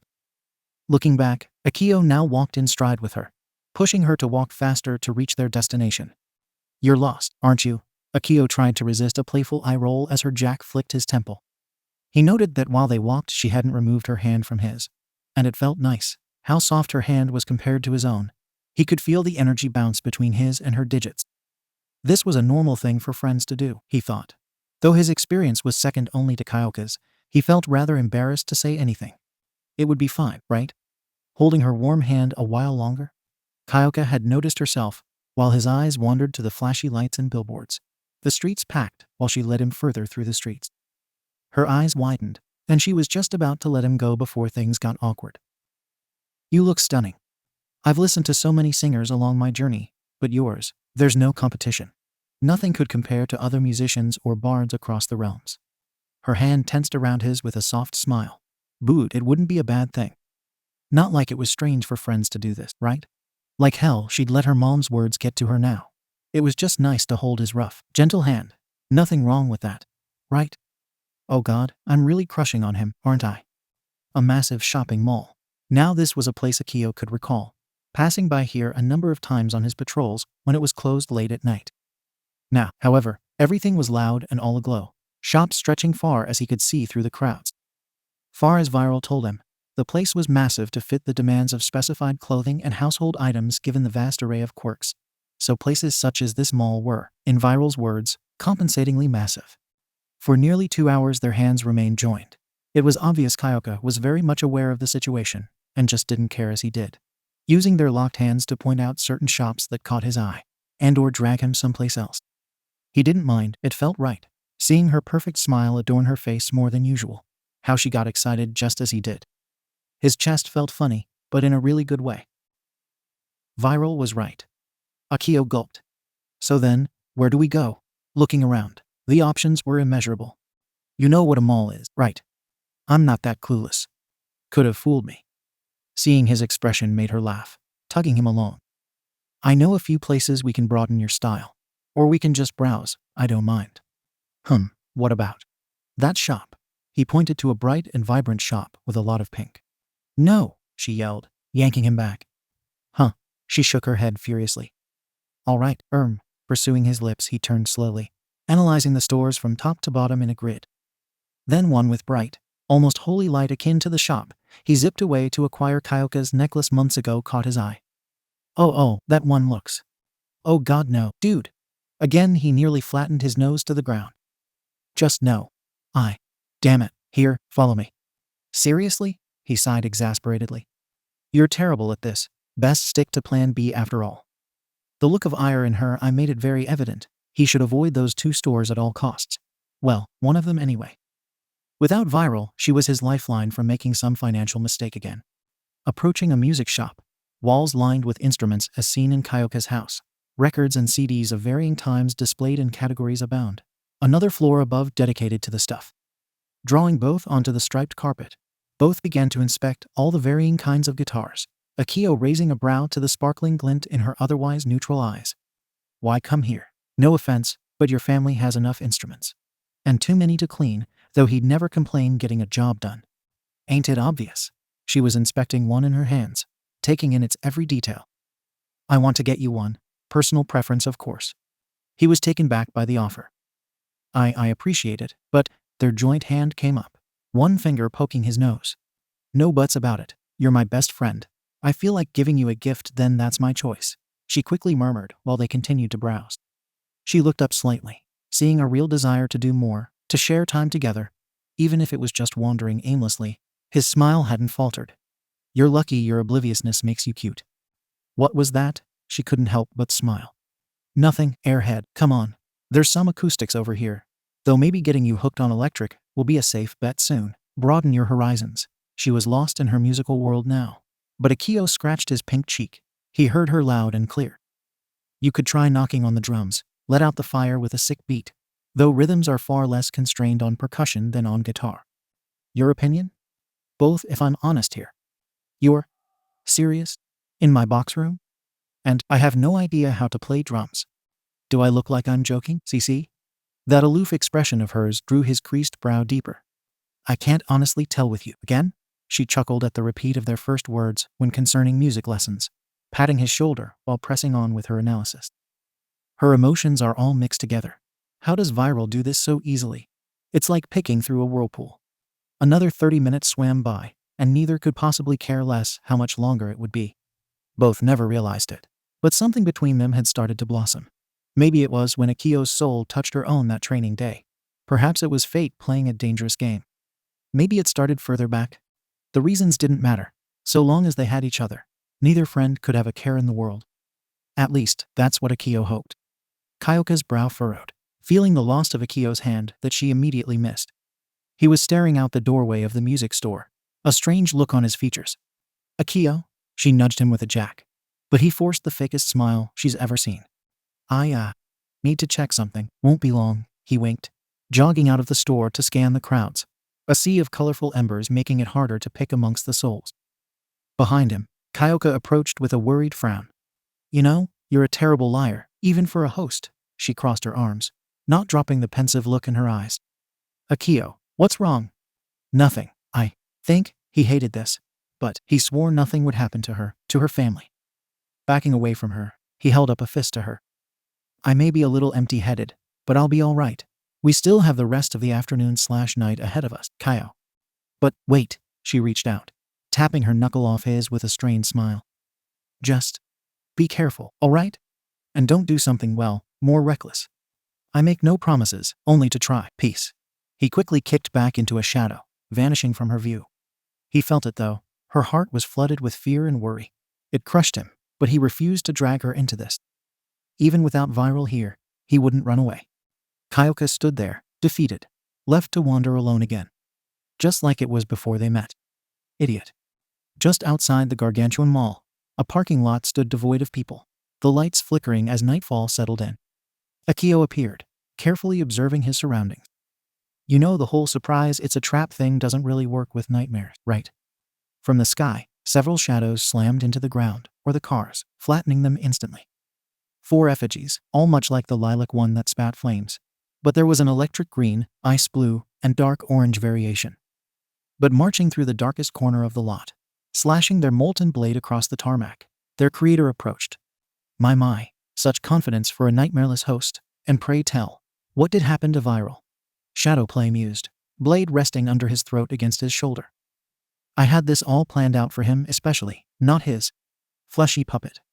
Hey, I don't have a retort for that. Akio lowered his finger, cracking his neck. Man, Viral makes this look easy. So it would seem, Shadowplay agreed. I curved sharply. You did appear to be having so much fun with that moral. Terror shot through Akio's chest. Haha, I've been watching you. Waiting for the day you two would be separated. So, that girl means something to you, If you've been stalking me this long, you'll know she'd shove that sword of yours far up your... Shadowplay clicked his fingers, and the lilac effigy lunged. Let the third act commence. He tipped a new black hat he was wearing, piercing his 2 curved horns. I'd say it's been a pleasure, my dear boy.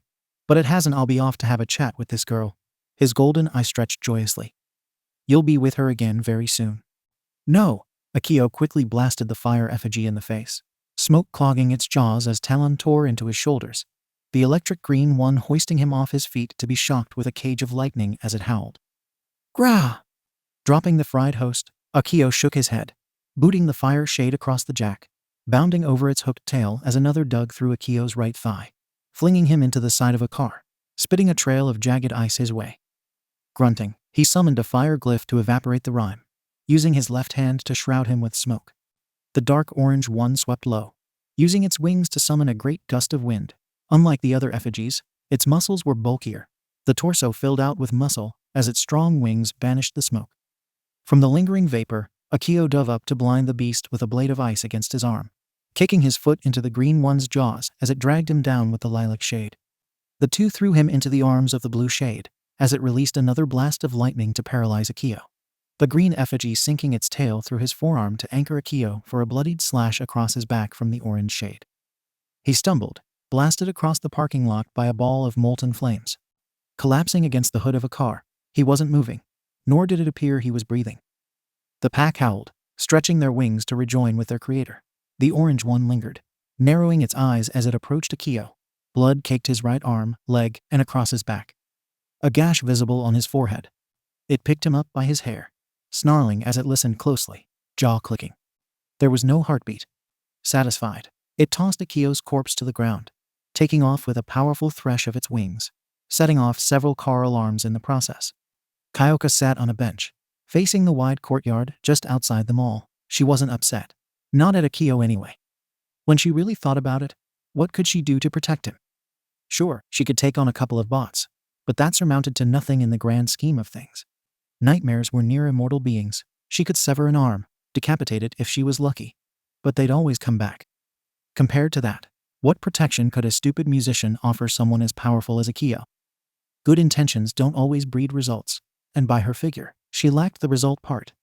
My, you look troubled, dear girl. Someone spoke close to her, bored and disappointed in herself. She didn't even register that same chilling aura that Viral would carry with him.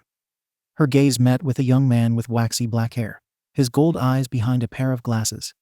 What? She asked, but her throat suddenly clamped shut, and her chest felt tight, releasing a hitched breath. Around his left eye, a gold tattoo presented itself, a single crescent that encompassed half the eyelids. He smiled wickedly, fangs on display. Apologizes, but I can't help but find you weak mortals so adorable. Shadowplay flexed his right hand, the nails sharper as the skin peeled into a dark onyx pigment. Akngh. Kyoka didn't have a second to act on her instincts. A vice-like grip dug into her cheeks, clamping her mouth shut. Brandishing her jacks, she saw them extend for the man's eyes only to be caught by his free hand, squeezing them tightly as she winced. TCH. Let's not be too hasty. I'm enjoying this, Shadowplay mused, his pupils sharp, filled with hatred. There's nothing more enjoyable than seeing your prey crumble, not the physical sense, but the mind. He leaned closer, slamming her back against the wood panel behind the bench. The sight of their spirit fading, their morale crumbling, all hopes, dreams, and love burning to ash in their eyes. I want to fill my enemies with pain, loss, grief, paranoia, and yet, despite sowing those seeds, you. His fingers dug into her cheeks, drawing blood as sweat trickled down her face. You broke that cage I perfectly laid out, took a beautiful script, and tossed it out the window. Now that I really hate about you. Love and friendship, he scoffed. Childish fantasies. I'll crush theirs but crushing yours, little wretch. He released her jacks. They wouldn't harm him anyhow. With his free hand, he pressed the digits against her chest, seeing dread fill her misty eyes. Do you know what it's like to have your soul ripped from your living body? A pain, like no other. His eyes glowed. Let's savor it together. No. Is this it? Kyoka had never experienced a life-threatening situation before, not to the degree of Akio or Viral. But her arms felt numb. The legs turned to jelly as a pit formed in her stomach. Regrets and things she desperately wanted to say came flooding to the forefront of her mind as pain began to erupt from her chest. There was no wound, but his fingers dug into her body, feeling around in a place that no human hand could touch. Please stop. She tried to grab his arm, which only succeeded in growing his smile as her arms fell back. Anyone. Mom. Dad. Her mind was overwhelmed with flashes of her whole life until now. This was really her life flashing before her eyes. She was seriously about to die. Viral. Akio. The sound of rushing water sloshed in Kyoka's ears, and a fierce roar of flames accompanied it. Shiang. Boosh. Her eyes snapped wide as roaring flames tore through both of Shadowplay's arms. Viral's claws brandished in roaring red embers. Two arms caught Kyoka, a splash of water under Akio's feet as he held her close to his chest. In mere seconds, the duo had carved their way through the nightmare, leaving a dazzling display the rocker could never forget. Akio, Kyoka gasped, seeing him bleeding from various points of his body, coughing from overexerting his mana. But with Viral nearby, his wounds weren't that much of an issue anymore. Despite their current situation, Akio gave her a smile that melted that fear in her heart.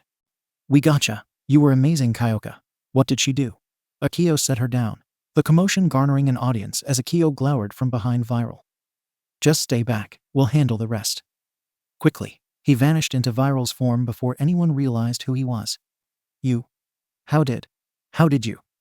Shadowplay regrew his hands quickly, glowering at Viral, who cracked a smug smile. Aw, did we trash your precious play? I'm so sorry, but I just couldn't help but feel this climax of yours needed a little plot twist. He dusted off the embers on his claws, pointing to the distant buildings. So I decided to get a better seat for the occasion. I see, that's it. Shadowplay's I was a thin line now, brow creased. The brat forcibly stopped his heart to make it appear as though I killed him. He wanted me to succeed. Shadowplay looked around at the growing crowd. It was all a gamble, and his plans fell through because of Viral's interference. His enemy raised his arms wide, shaking his head slowly. The curtains lifted. Butcher, now everyone sees both you and that disgusting host of yours. You're done. Shadowplay merely cackled. I curved humorously. Oh, is that what you think? No, we're just getting warmed up. As you say, a plot twist for our grand finale. He clicked his fingers, and from the skies, his effigies emerged in the light for all to see. Oh, what a trick you played, but it'll surmount to nothing. The creatures stood with a hunch, gnarled and mangled, The effigy's tar-like skin peeled in certain places to allow their elemental affinities to pour outward, covering their skulls in their respective abilities. Fire, ice, lightning, strength. Long talons and crooked hooked tails, and spindly wings hung from their backs. Shadowplay stood proudly, his host's form dissolving for his black pigment, embroiled in his tattered robes as two curved horns sprouted through his hat. Gathering lingering embers, his molten broadsword was beckoned from the dark. The priest and his followers had finally gathered. 4 against 1. How unfortunate. Shadowplay swung his arms down in false despair. To think, the great vigilante, Viral the Oracle, will meet his end in such a horrid way. A low laugh escaped his lips, his scarred eye glowing through his cowl. Recently, we learned something from an annoying silver dragon and the mummy man. Viral's eye slit as two voices pierced the air. We're better together. 2 pale gray glyphs wrapped around his arms. Kill them both. 3 words. That's all it took to send the horde after Viral. Lilac and Green took the vanguard, tackling Viral, who shimmered. Instead, Lilac quickly threshed its wings. Unfortunately, Green released a discharge as its body convulsed in pain, impaled upon several spears of blue ice. Viral dove from the right, the subtle vibrations over his body fading as he threw his right fist high. Fire Scourge. A column of orange flames collided with purple embers, erupting in the sky between him and Lilac. Pivoting on his left heel, Viral swatted Orange with mantle snap. The concrete slabs shot toward the beast like shrapnel, tossing it onto its back with a grunt. Running up the erected slope, Viral brought his foot down in a vertical chop, spreading a fountain of water that swept up Lilac and Orange. Downpour.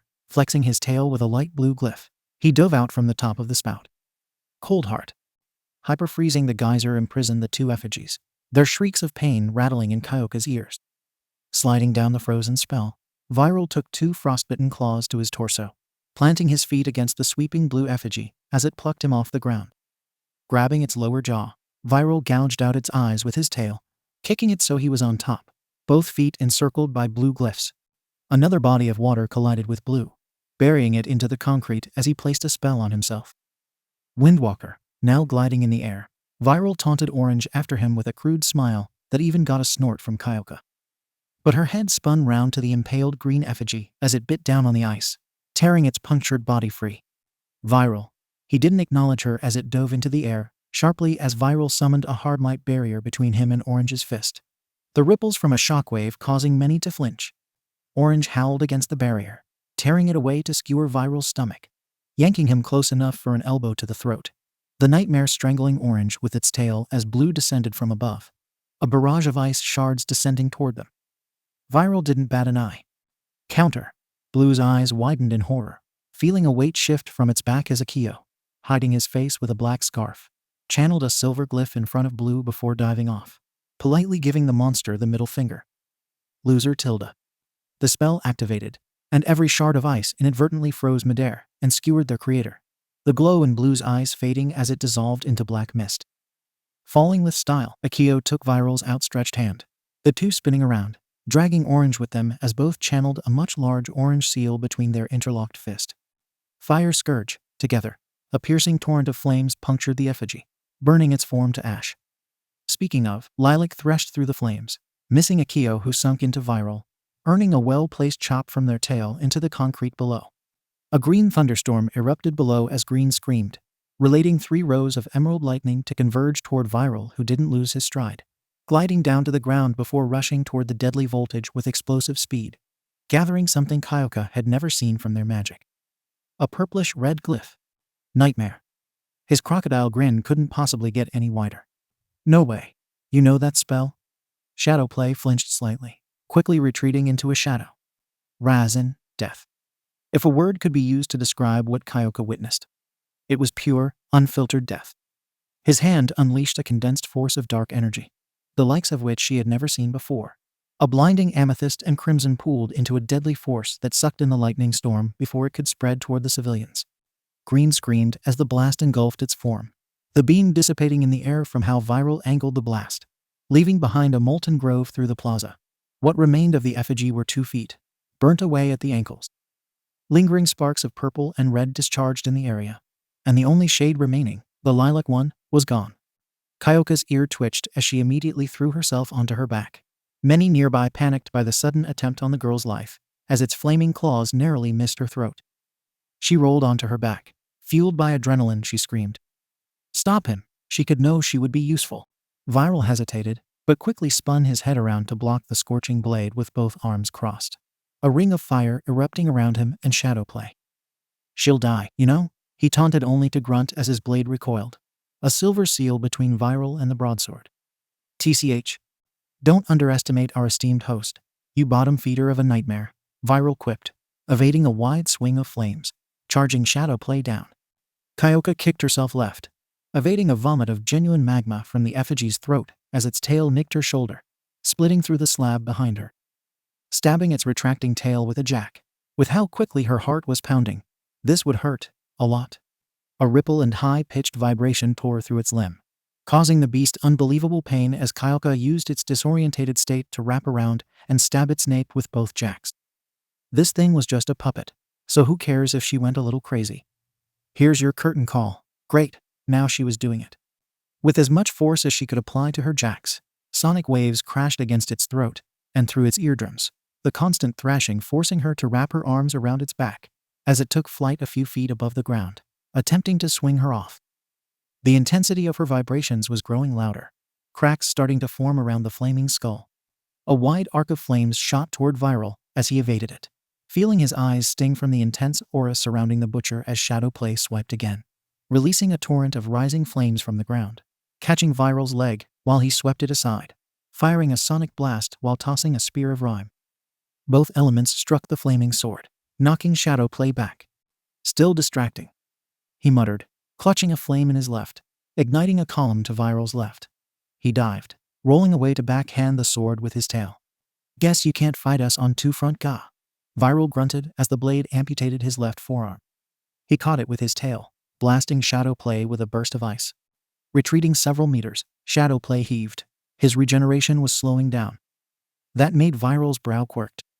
He's avoiding us. No, he has to, Akio exclaimed. Then it hit Viral like a brick. Making all those effigies. He thought if he killed me then he'd have a shot at beating you. Now, he's basically at his wit's end. He's fallible. Viral concurred. Molten strokes of light split the pavement, forcing Viral to roll and sprint in a curve, leaping over the fiery slants from afar, propelling his own magic ordnance across the gap. Sadly, most missed or were cut mid-flight. Changing his game plan, Viral kicked a cloud of smoke under the flames, spraying the plume wide, giving him a split second to avoid the arc that banished the smokescreen, revealing the several rounded sparks in the air. He clicked his fingers. Boom. The fiery explosives lit the plaza in a powerful glow, the kinetic energy sending debris across the battlefield, slicing shadow play as he shielded his face, shards of hot concrete prodding his flesh. Flames roared and simmered, the accents of red turning cherry in hue. I have had enough of your interference, Viral, he snarled, raising his sword to unleash its full capabilities. If he did so, it was certain many would be caught in the blast. Viral dove into a shadow to close the gap. Ha ha ha, this is my final AC. Asterisk Taeyang, asterisk. The piercing ringing cut the relic's overwhelming buildup of energy short, slanting shadow play's stance. Kyoka had thrown the headless body of the remaining effigy at shadow play. Her hands burnt as well as her jacks, but it was worth it. She interrupted the spell for just a second. Do you ever stop talking? She huffed. Curling his left arm back, Viral appeared behind shadow play, socking the nightmare across the cheek as he shattered his jaw, flinging him away from his relic. That's enough of that. Grabbing the molten blade, he held it up in both hands, then slammed it down on his rising knee, grunting as the blade was snapped in two before the owner's very eyes. Now, if you actually were a flame-orientated nightmare, we may have actually had a tussle. A tussle. This isn't a tussle. I am the most notorious nightmare half these pathetic realms has ever known. He chuckled desperately, stumbling to his feet as he glowered at Viral, Kyoka standing just behind him. I refuse to lose to a filthy coward and his pet. His back began to glow and stretch, another effigy starting to claw its way out of his back, spreading its wings. Holding the handle of the destroyed relic, Viral felt it still had enough ether inside of it to be useful. So, while shadow play prattled on, Viral broke away from Kyoka's side, barreling toward the nightmare that recoiled in fright, spreading the wings of its effigy to take flight far from Viral's reach. Gloom grip, behind him. Akio summoned at most 3 dark hands to anchor shadow play's feet. his visible eye glaring daggers up at the nightmare. Akio was no longer afraid to fight back. With or without Viral, he would stand his ground, and then some. For Viral, Kyoka, everyone he cared for. Bouncing off one of the arms, Viral spun around, slamming the edge of the broken blade against Shadowplay's throat, roaring proudly as the blade sunk through his flesh with ease, peeling away Shadowplay's wings with a final, radiant, golden halo of flames. The true pigment of the sword's holy flames. In the midst of being decapitated, Viral plunged his fist through Shadowplay's chest, crushing the putrid soul within. Landing, the remains of the relic blade crumbled into rusted fragments, the last of its strength used to send its unworthy owner to oblivion. Akio sighed, collapsing to his backside as Kyoka ran to check up on him. "You okay, muffin head?" she quipped, but her face held nothing but worry as he held up an okay sign. "Never better, especially hearing your voice." She blushed a little at his compliment, but was relieved he was okay, wrapping her arms around him in a surprise hug. Akio blinked behind his scarf, but eased up and reciprocated the embrace with Viral giving him a nod at a job well done. They did it. Shadowplay was no more. Hey, Akio. Kyoka's voice was strained as she spoke, pulling away. He blinked, then saw her biting her lip, hands trembling. "Please tell me you can use healing magic or something? This fucking stings." When pros and police arrived on the scene of what can only be described as a battle beyond human nature, the incident was quickly swept up. By all eyewitnesses, the vigilante Viral had stepped in to save a middle schooler from the villain known as Shadowplay. In turn, the girl provided assistance, so that Viral was able to counter and defeat the villain, ultimately killing him. "You've gone and made quite the splash. I'm jealous." Valstrax took her helmet off, shaking her wild, silver locks free with a mischievous smile. "Whatever shall I do with you?" "Stay out of my way," Viral grunted, crossing his arms as his host, though no one knew that, sat with Kyoka as paramedics bandaged her hands and jacks up tightly. "I'm the only one capable of slaying a nightmare and preventing Thrall from cropping up. I don't have a choice, neither do you." "Well, perhaps there is something," Valstrax suggested. "You could always send him to Yua this term." Viral's head shot toward her with a glare, seeing her giggle behind her hand. "Oh, yes, it wasn't hard to connect the dots. Either the young girl or the boy. I'm betting on the latter." By now, Viral felt like he was in a corner, fists balled up tight. "What do you want?" Valstrax waved her hands in surrender. "Easy, I'm not going to do anything, just an honest suggestion," he scoffed, turning around with his arms crossed. She sighed, her smile softened with concern, not just for Viral but his host. Clearing her throat, she put a finger up knowingly. The vigilante Viral was successful in defeating a villain that was of his own race from harming any civilians, while keeping property damage to a minimum. Her statement drew his eye. Therefore, despite his status as an unlicensed quirk user, he poses no immediate threat to civilian life. "Why?" he whispered, completely bewildered by her sudden change of heart. "I never saw you as the enemy. I just didn't see what you were fighting for." Her soul bloomed with understanding and remorse, glancing over to where the two teens bowed to the paramedics. "Think it over, and try not to cause too much trouble. Only so much I can cover up from the higher-ups." With that, she spread her wings and propelled herself into the air, continuing her sweep of the air from above. Deciding it best to disappear for now, Viral returned to Akio's body once more. The two teens finally allowed to leave until either they're called by the police for witness statements or otherwise, more than likely for Kyoka. Alone, sat in a park as stars dotted the night sky. The two said nothing. Rather, what could be said? Shadowplay was gone. The first nightmare Akio and Viral had slain in a while now, and the first hostile nightmare Kyoka had ever faced. Her cheeks were still sore behind the plasters. "Your dad's gonna kill me." Akio hung his head, clutching his temples. "First he'll chop off my limbs for every injury you've got. Then he'll boil me alive. Then probably feed me to a pack of wolves." "Is this you talking or my dad?" Kyoka quirked a brow. "Latter." "Figures." Sitting upright, Akio looked like a weight had been lifted, staring up at the stars. It was hard not for Kyoka to stare. "We did it. We actually fought back. Almost forgot how that felt. Not running, that is." He smiled slightly, eyes meeting Kyoka's. "All thanks to you." "I barely did anything," she snorted, shaking her head at how stupid her plan was. The fact remained that without them, she'd be dead right now. Hell, Akio apparently pretended to die just to trick Shadowplay. She couldn't do something that reckless. "Look at you, dude. You took on 5 enemies at once together. Now that's pretty spectacular." "Why you think so?" he stammered, scratching his head. She jabbed his arm. Did you see that stunt you pulled? You appeared out of that ice shade, took him down and did a crazy flip with viral. And executed it perfectly too. She beamed, clearing her throat when she realized how close they were. So, in the grand scheme of things, I'm not much help. That's not true. Akio's voice didn't catch her ear. She was too caught up in her thoughts. I get it. Until you came along, I've just been me, plain, quiet, boring. I wasn't invisible, but people didn't, see me, just a passing glance. Someone you write off as that person who was there. She bit her lip. Emotions were welling up. All she could see were those claws around her mouth. The sensation of a hand reaching for her very life force. Being powerless to stop it. I couldn't even fight back when my own life was on the line. If anyone ran away, I did. I just ran away from everything in my life. I'm just so. Suddenly, Kyoka was embraced by Akio, his arms wrapped around her lower back tightly. That isn't true, Kyoka. You were the first person to save me. You've me so much that I never dreamt of. All those words you used to describe yourself are wrong.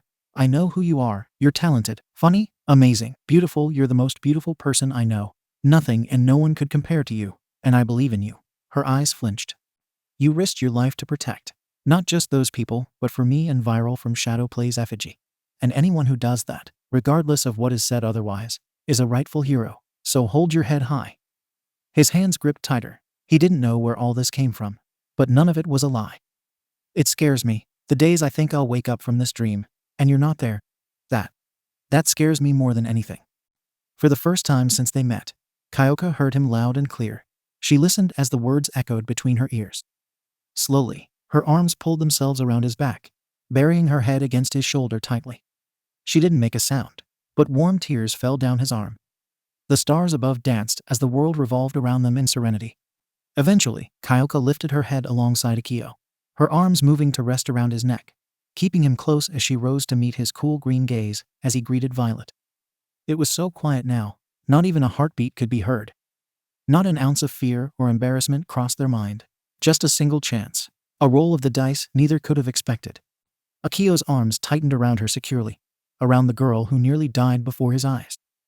Kyoka's bandaged right hand cupped his cheek, caressing it softly, the reckless idiot that jumped in to save her. Unsure of who made that next step, neither really seemed to care. That gap between their faces closed, and their lips met with a gentle push from them both. It wasn't an explosion or something overwhelming. It was sweet, a warm crackling fire between their souls that flushed out the cold throughout their bodies. The embers grew to dance as they parted a few seconds later. Kyoka placed her head down on his chest, eyeing the skull necklace fondly, while Akio rested his chin on her head, that infectious lavender scent lingering in the air. Did we just? She closed her eyes, hugging him tightly. Let's figure it out later. Together. "Kay," he squeaked, earning a lovable giggle from Kyoka. "You're freaking out, aren't you?" "Uh-huh," he murmured with a stupid smile on his face before whispering. "Holy crap. I honestly expect nothing less." She laughed, already growing addicted to this feeling and warmth. "It's getting late, and the news has probably reached your parents by now. Should we go?" Akio suggested, while looking up at the stars, Kyoka doing the same, but from under his chin, staring longingly at the night sky. "Not really." "Well, I can always taxi us back in a flash," Akio suggested. "I like that." She liked so much more too. And after that day he used Soul Forge on her, the night never felt so ethereal. Months later, the spell, release recollection, faded away into scarlet dust in Kyoka's room. Following a series of events, Kyoka learned of how she, Akio, and the late Viral came to meet. How deeply they were integrated into her family, their lives. And now she knew why Akio acts the way he does around. They were so much more. Her face was scarlet, looking away, same for Akio. "I should've, probably, stopped the spell after shadow play." Akio smacked his forehead, cheeks dusted pink at his stupidity. "Way to go, genius. Now what are you supposed to do?" She just watched the memory of you two kissing. Kyoka didn't believe it at first, but the more she witnessed the events unfold, clashing with her memory of how things actually transpired, it made her head spin. Did that really mean time had been altered to save them? Is that how she came to Yua? Taught by a nightmare, befriending the odd dork next to her. It was a hard pill to swallow, and yet she found herself looking back at him, his head turned the other way, mortified. Her heart was ticking a few beats faster after seeing what they did, riding on the high of victory of shadow play, confronting death mere inches from her soul. That's a lot to process, but nothing. His shoulders slumped. Akio didn't understand why. He knew nothing could ever bring back their memories now. I can't recall anything, sorry. Huh, don't be. He turned to her, forcing a fake smile, trying to shield his heart from her hearing to spare her any guilt. Scratching his head, he closed his eyes sheepishly. Me and Viral knew the price of fixing everything, so did Hana and Velk. They would have done the same, so don't beat yourself up about it. I just didn't want you to feel like I was hiding anything from you. Are you saying that to make me feel better, or yourself? CC? She reused one of the nicknames from the memories, it felt. Right somehow. He flinched, his smile faltering as he turned away. I don't know. He breathed, unable to convince himself of anything now. What else could he do now? Kyoka would never remember him, an impossible promise he couldn't keep. How can I bring back your memories of me? I'm not that amazing. Getting up to leave, he was stopped by a jack wrapped around his wrist, tethering him to Kyoka's bed. She held that bored look, lips pursed in thought. You're right, there's not a single thing clicking in my head right now, and probably never will be. So why did she want him to stay? She saw his and her memories. Kyoka's eyes widened. My memories. Huh? Akio blinked, cocking his head. The spell, I saw my perspective of things. We both did, she gasped, recalling the moments it was just her, and no one else. Not Viral, not Akio. Something rose in her chest, bubbling, flickering. Release recollection is a spell gifted to Viral by an old dragon. Spells that.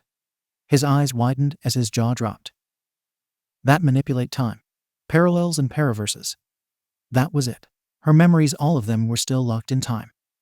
We had East no Eve, she expunged us from time with her spell, using that empty space to rewind time, alongside Viral's very existence as an ageless being. So technically, my memories are just locked away somewhere, right? Kyoka clicked, and Akio grinned at her. The space between them shortened again. Exactly. Then he laughed. Well, I don't know how we can ever get your memories back, but it's a lead. A very, very, very confusing lead. Seeing him smile like that, over the course of the last month, she had never seen him smile so honestly before. Every smile held this forlorn feeling that couldn't be lifted, even when he was happy. Akio never truly expressed himself openly to anyone. He was reserved, just like when they first met before Yua. Kyoka bit the inside of her cheek, blood rushing to her cheeks at her next thought. Maybe. It was stupid, like the ultimate form of stupid she could muster. But she heard Akio's words about her, complimenting her music, her strengths, her willingness to self-sacrifice. All the way down to her beauty. What else did he think of her? Where did their relationship go from there? Did her dad really try and boil him alive for it? Yeah, that sounds like him. She rolled her eyes expectantly. Lost in thought, Kyoka was startled by the weight lifted over her head, resting by her chest as Akio sat back down. Wait, what the heck did you do? Her words died in her throat, lifting up a silver, studded music note attached to a necklace. The exact one from the memories. How did you get this? You gave it to me, Akio smiled softly, rubbing his nose. You make me remember you. I don't care if I'm stubborn, or stupid, or it sounds crazy and unbelievable, but you make me remember you. With a heavy heart, he forced himself to speak. You told me that, then later, threw his to me, demanding I give it back next time. Asterisk ba bum asterisk. Kyoka cupped her hand around the priceless treasure Akio had clearly held on to and kept completely polished this whole time. Not even so much as a blemish. An important piece to that forgotten past now sat around her neck. It wasn't too heavy that it dug into her neck. And it wasn't so light you'd forget it was there. It felt just right. Kyoka knew what to do with this. Muffin Top, close your eyes a sec, she demanded. Seeing as he clearly missed hearing those nicknames, he did so without a word, looking around blindly until her jack tapped his forehead. Geez, sit still at least. Am I about to be jabbed again? I feel like I'm about to be jabbed again. He sweat dropped as Kyoka gulped, her lips feeling chalky all of a sudden. Inching across her bed, she triple-checked her door was indeed locked, glancing at her phone. It had lost charge half an hour ago since the spell down memory lane began. It wasn't too late in the afternoon, either, so no one was around to bother her. It was peaceful, quiet. Akio sat patiently as something warm brushed against his right cheek, caressing it fondly. His brow rose, confused as to whatever Kyoka was plotting before something crackled and burned in his chest. A burnt pile of ash released a small spark, spitting a few loose embers when he opened his eyes to see Kyoka leaning back. Her face was the tiniest shade of red. Her eyes were as perfect as twilight. He tasted the faint remnant of blackberries on his lips, speechless. Her hand hadn't moved from his face. She looked a little lost, like she wasn't aware of what she had just done. Neither said a word, staring back at one another. Was this okay? Were they allowed this? Would this just disappear too? A gamble. That's what this chance was. They had seen it before, lived through it before. Neither knew who made the first move. But frankly, neither really cared. Kyoka's arms had made their way around the back of Akio's neck. He pulled her lower back closer until their noses nearly touched. That tiny gap was soon cut short, their lips tentatively moving together, pressing back against the other as that forsaken fire rekindled, the embers setting a fire across their bodies once more. By the time they parted, neither looked away, meeting each other's gazes. Kyoka. Yeah, she whispered, both her jacks twitching nervously. Can we? Try again? Her eyes widened a little. I mean, you us. Going UMMGTH. Her lips caught his again for a few seconds before pulling back to giggle gently, resting her head under his chin with a smile. You really are a dork. Yeah, I get that a lot. He gave a breathy chuckle, placing his chin atop her head, looking out toward the golden sky from her balcony. Okay, she replied after a lapse of silence, her arms hugging him tightly. Let's try us again. I'll teach you magic too, Akio said as he combed her hair with his fingers, seeing her body relax under the sensation. Yep, definitely going out with you again. Or, well, continuing to, I suppose. We never actually broke up, or do we count messing with the fabric of time and space as a legitimate reason? She quickly added, them both laughing. She liked that sound, hearing his heart skip.